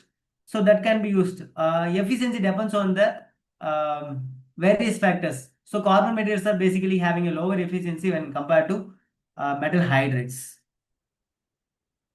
So they have posted at 5 and later only we have discussed, I think. So I have answered those questions, I think. Kindly share. Okay. Thank you. So commercial automobile, so for IC engine application, there are two pathways for hydrogen utilization. This is for Jagadish. There are two pathways. One is for IC engine, another one is for car fuel cells. So where we can effectively use is fuel cell. Fuel cells are much efficient when compared to that of IC engine. Only thing is the cost. The initial cost of the involved in manufacturing the system is much higher.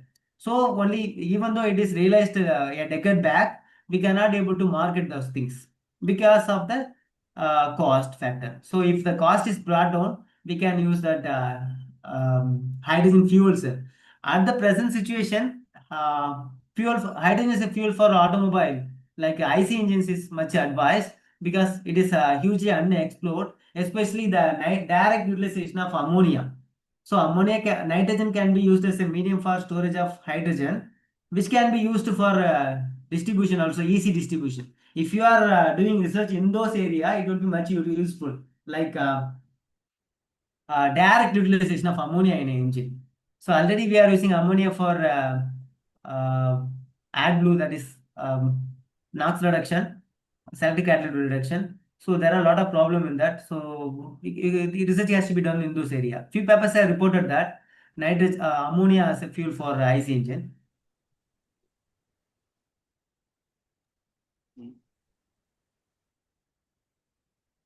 So I have answered most of the questions, I think. Thank you, sir. Thank you so much, Dilipan. Thank you for your nice presentation. Thank you, sir. Thank you so much, sir. Sir, HOD sir, shall we close this session? Yeah, okay, sir. Sir, thank you, sir. Thank you very much. So much, sir.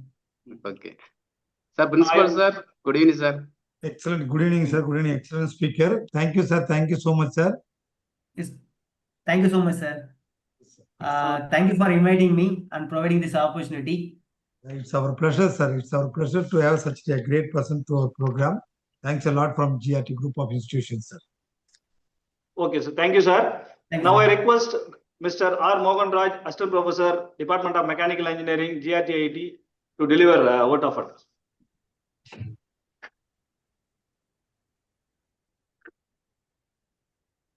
Good evening to one and all. Our heartfelt gratitude to Mr. J. Jayachandran sir for sharing his invaluable industrial expertise and practical case studies with us. Sir, very nice presentation, sir. It was very informative session and detailed presentation about hydrogen storage with a real life example and challenges with the how like hydrogen pathways, generation, storage, and transportation of hydrogen. And also you detailed explained about the energy consumption. Once again, we thank with your time and clarity for enriching our understanding of how hydrogen energy storage technology was sustainable in the green hydrogen. Very thank you, sir. Once again, thank you, sir. Thank you very much. Thank you so much, sir. Thank you, sir.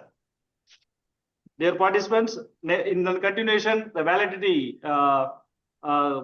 session will start soon. Stay tuned.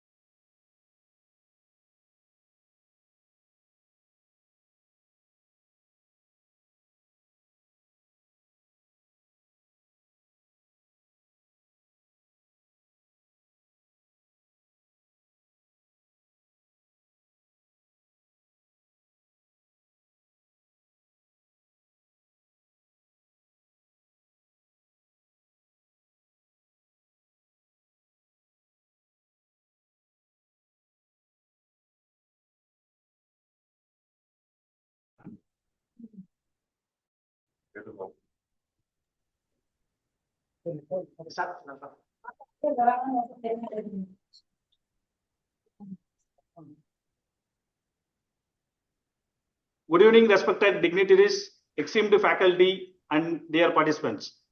As we approach the conclusion of this insightful 6-day faculty development program, we are honored to have with us distinguished guests to share their perspectives and formally close this enriching journey.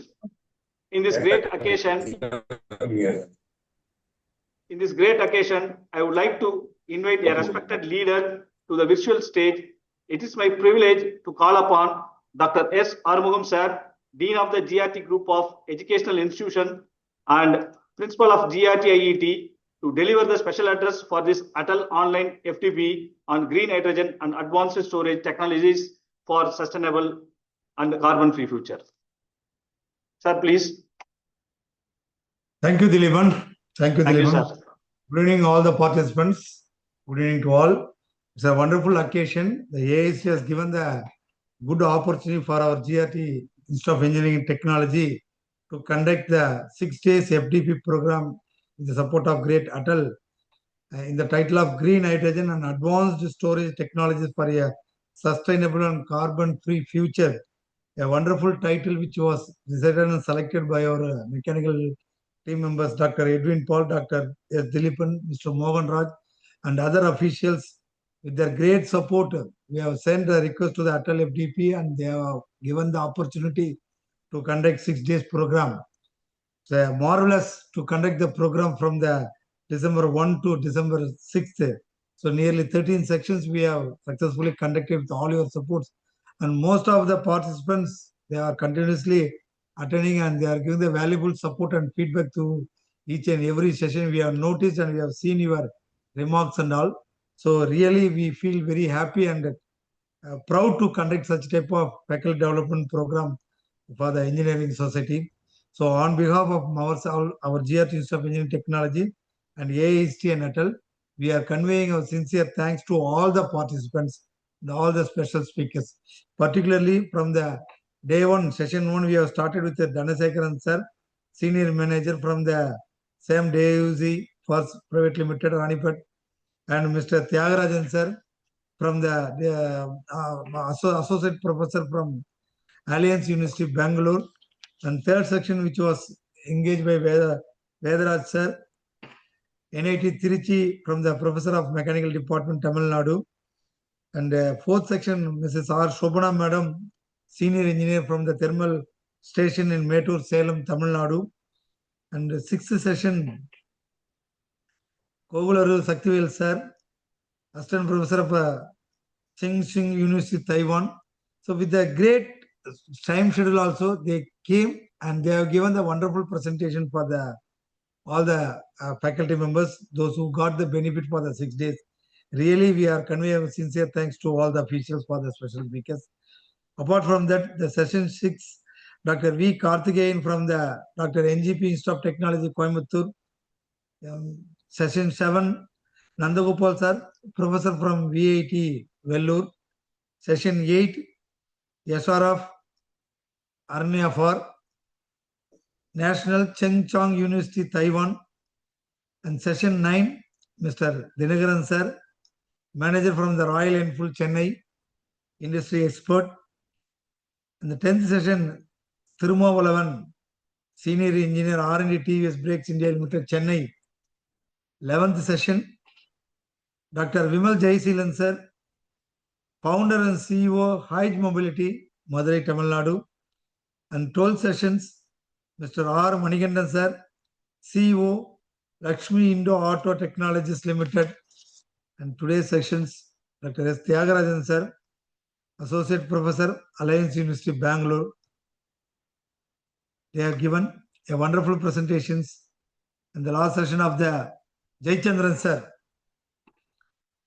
from Senior Design Engineer, Hyde Mobile, Madurai expert, Madurai, Tamil Nadu. With the nearly 13 industry plus academics experts, they spare their value times and given the wonderful presentations. I hope all the participants may enjoy the technical event and they gain the knowledge in the various titles through the green hydro energy and advanced storage technology for the sustainable and carbon-free future title. Based upon that, we also feel happy to organize such type of FDP in future. Thank you one and all. I really appreciate the organizing persons of Dr. Edwin Paul sir, Professor and Head of the Department Mechanical Engineering, GRT Institute of Technology, and the coordinator and backbone of this program, Dr. S. Dilipan, Associate Professor, Mechanical Engineering Department, GRT Institute of Engineering Technology, and supporting faculty member, especially Mr. R. Mohan Raj, Assistant Professor from Department of Mechanical Engineering, GRT Institute of Engineering and Technology, and various faculty members involved to organize such type of a great FDP program in a meticulous manner. And also this is the time to convey our sincere thanks to our Vice President Dr. Lakshmi Narasimhan sir, our Administrative Officer Sri Sasikumar sir, and GRT management for giving this wonderful opportunity for the mechanical department to organize 6 days faculty development program with the great support of AICT. Thank you. Thanks a lot. Thank you so much. Over to Dilipan, sir. Okay. Once again, thank you very much, sir, for your inspiring words and setting a thoughtful tone of our validation. Now, I request Dr. N.E. Edwin Paul, sir, Professor and Head of the Department of Mechanical Engineering, to kindly deliver the special address. Okay, thank you, Dilipan, sir. A very good evening to one and all. It is a proud and meaningful moment for the Department of Mechanical Engineering as we gather here for the valedictory function of our 6 days online faculty development program on green hydrogen and advanced storage technologies. This FDP has been a significant academic initiative aimed at bringing together experts from industry and academicians to share their knowledge on one of the most promising and emerging domains in sustainable energy. Over the past 6 days, we explore various aspects of green hydrogen production, advanced storage technologies, safety protocols, industrial applications, and the future roadmap of hydrogen-based energy systems. These 13 sessions have not only enriched our technical understanding, but also opened new direction for research, innovation, and collaboration. And as the head of the department, I'm extremely happy to see the enthusiasm and active participation from faculty members across the multiple institutions, the industry professionals, and our own GRT faculty team. Your participation shows our commitment to advance engineering education. I also wish to acknowledge and appreciate the continuous support of our GRT management. Their vision for promoting quality technical education has always encouraged us to organize such knowledge enhancing programs. My sincere thanks to our Dean and Principal, Dr. S.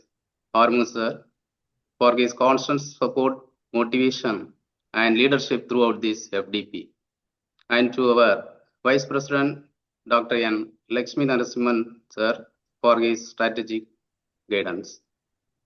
And a special words of appreciation goes to our coordinator, Dr. S. Dilipan, and co-coordinator, Mr. R. Mohan Raj, for their meticulous planning, smooth execution, and tireless effort. Their dedication has ensured that each session ran seamlessly and benefited every participant. I also acknowledge the contribution of our supporting staff and the system support team for their flawless technical assistance. Finally, I encourage all participants to take forward the insight gained here, explore new research possibilities, and contribute towards sustainable and green energy solutions. The programs like this not only enhance our academic excellence, but also help us align with the global priorities on clean energy and environmental responsibility. Thank you all for your active participation, coordination, and commitment. Let us continue to learn and innovate and inspire. Thank you. Thank you all.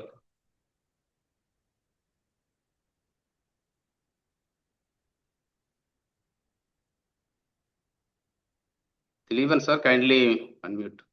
Thank you, sir, for your inspiring words. Now I request a participant to share the valuable feedback on the 6 days FDP.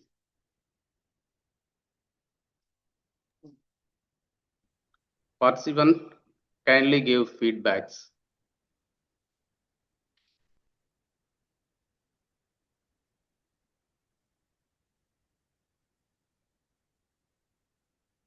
Dear participant. Hello, sir. Welcome, sir. Good evening. This is Dr. Suresh Chand from Punjab Engineering College, Chandigarh. So, first of all, would like to thank the GRT Institute of Engineering and Technology who organized this beautiful workshop. This FDP, I realize enriched us, and some of us will be going forward to do something or in establishment of the hydrogen fuel. I also started thinking about it. We'll be doing something in the future. So all the sessions were very nicely organized, and the speakers were chosen very carefully. For that, the institute and the organizing team, I would like to thank a lot. So we have got so much benefited from this new field, and at the end, I would like to say these things should be continue in future also, so that we can interact and we can reach ourselves and we can develop our country. Thank you, sir. Excellent, sir. Excellent feedback. Thank you so much, sir. Thank you, Excellent sir. feedback. Thank you, sir. Thank you. Participants,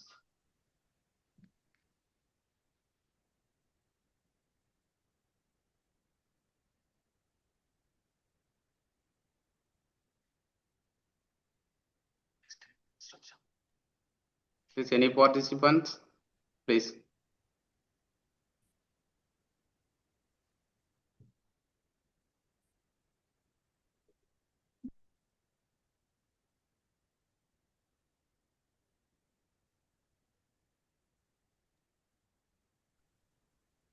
Okay, Principal sir, shall we continue, sir? Yeah. Dilipan, you can take it as a granted faculty. I think the participants are feel happy. So okay, sir. you can take it in a granted manner. Then you can conclude and you can complete Okay, the sir. 6-day program. Okay. Now I conclude the 6 days Atal online FTP program by summary and vote of thanks. Happy evening to all. As a program coordinator of this enriching 6-day Atal faculty development program, it is both a privilege and a pleasure to stand before you to express my deepest gratitude to each and every person who has contributed to making this initiative a resounding success. We are pleased to present a brief overview of 6-day faculty development program sponsored by Atal Academy on green hydrogen and advanced storage technologies for a sustainable and carbon-free future. This program brought together a diverse and distinguished panel of experts, ensuring rich and comprehensive learning experience. Over the course of 13 sessions, we had the privilege of hosting 13 expert speakers. First and foremost, I extend my sincere appreciation to our eminent speakers whose expertise and insights illuminated our journey. 2 overseas academic experts from Taiwan who brought a global perspective and shared best practices from around the world. 7 industrial experts across the country who showed us how green hydrogen and storage technologies are used in the real world. 4 academic experts from various engineering colleges in India who provided in-depth theoretical foundations and research insights, who shared their deep knowledge and teaching insight with us. These speakers joined us from institutions and organizations across the country, offering a truly national perspective on the subject. The program witnessed enthusiastic participation with 205 educators and professionals successfully registered and engaging in this session. Their active involvement in the discussion and question and answer segments was a cornerstone of the program success. The FTP served a significant platform to advance knowledge and foster dialogue on sustainable energy solutions, equipping participants with the latest insights into green hydrogen and storage technologies crucial for building a carbon-free future. I am profoundly grateful to the Atal Academy and AICTE for this visionary framework and unwavering institutional support, without which is national level faculty empowerment program would not have been possible. My heartfelt thanks to all participants who joined us from colleges across India. Your curiosity, engagement, and thoughtful interactions were the lifeblood of this FDP. A special mention to our internal participants from GRT-IET. Your presence added greater value and fostered a spirit and collaborative learning. I wish to acknowledge the inspiring leadership and support of GRT management, whose commitment to academic excellence and innovation made this initiative a reality. My heartfelt thanks to Dr. S. Armugam Sir, Dean of the GRT Group of Educational Institutions and Principal of GRT Institute of Engineering and Technology, for his mentorship and encouragement, which have been a source of strength and direction throughout this initiative. Once again, thank you, sir. I am grateful thanks to Dr. Lakshmi Narasimhan, Vice President, Industry Institute Partnership, GRT Group of Educational Institution, for his strategic vision in fostering meaningful academic industry collaboration that programs like to thrive upon. A special thanks to our Mr. S. Sasikumar, Administrative Officer. Your administrative and operational support ensured everything ran smoothly behind the scenes. I extend my appreciation to Dr. N.E. Edwin Paul, Sir, Professor and Head of Department of Mechanical Engineering, for his steadfast support and for this fostering an environment of innovation and interdisciplinary learning with the department. I would like to thank my co-coordinator, Mr. R. Mohan Raj, Assistant Professor, whose tireless effort, attention to detail, and unwavering dedication were instrumental in the seamless execution of this FDP. My gratitude extend thanks to head of various departments from GRTIT, faculty members across the disciplines, and especially my colleagues from Mechanical Engineering Department. Thank you for your solidarity, encouragement, and active participation. Finally, I must acknowledge the invaluable technical backbone of this program, our system administrator, Mr. Santosh and Mr. Vamsi, for the excellent technical support. They made sure every online session ran perfectly.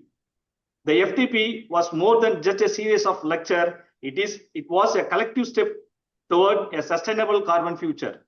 The knowledge shared connection forged and ideas sparked over these 6 days will undoubtedly resonate in our classrooms, research, and professional endeavors. On behalf of the entire organized team, I thank you once again for all presence. May we continue to learn and innovative, inspire together. Thank you all participants and have a wonderful day ahead. Thank you, sir. Thank you. Good, Dilipan. Dilipan, you can convey the messages for the feedback and other exam processes there, no? That you are already conveyed, huh? No, sir, now itself. You can convey, and the certificate also you can convey. How will you get certificate? Those details you can share to the audience. Dear participants, some of guidelines, I read that online assessment test details and important guidelines. If you already know, many of faculties are attending FDPs, it already know all that, but it's my duty to convey all the guidelines. To take a test through Atal participant portal today from 6:30 to 7:30 p.m. and go to the assessment tab to begin the test. And what are the requirements for smooth experience means? Please use laptop, desktop computer. You must avoid using a mobile phone to attend the test. Ensure a stable internet connection throughout the assessment. Important note regarding certificates. Your Atal certificate will be generated automatically upon successful completion of online test and submission of feedback in accordance with the program norms.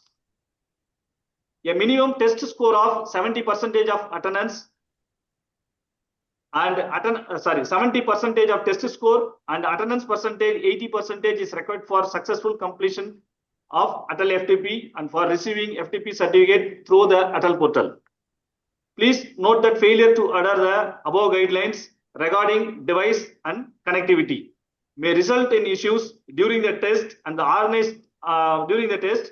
organizing team will not be responsible for certificate generation in such cases. We wish you the very best for your assessment.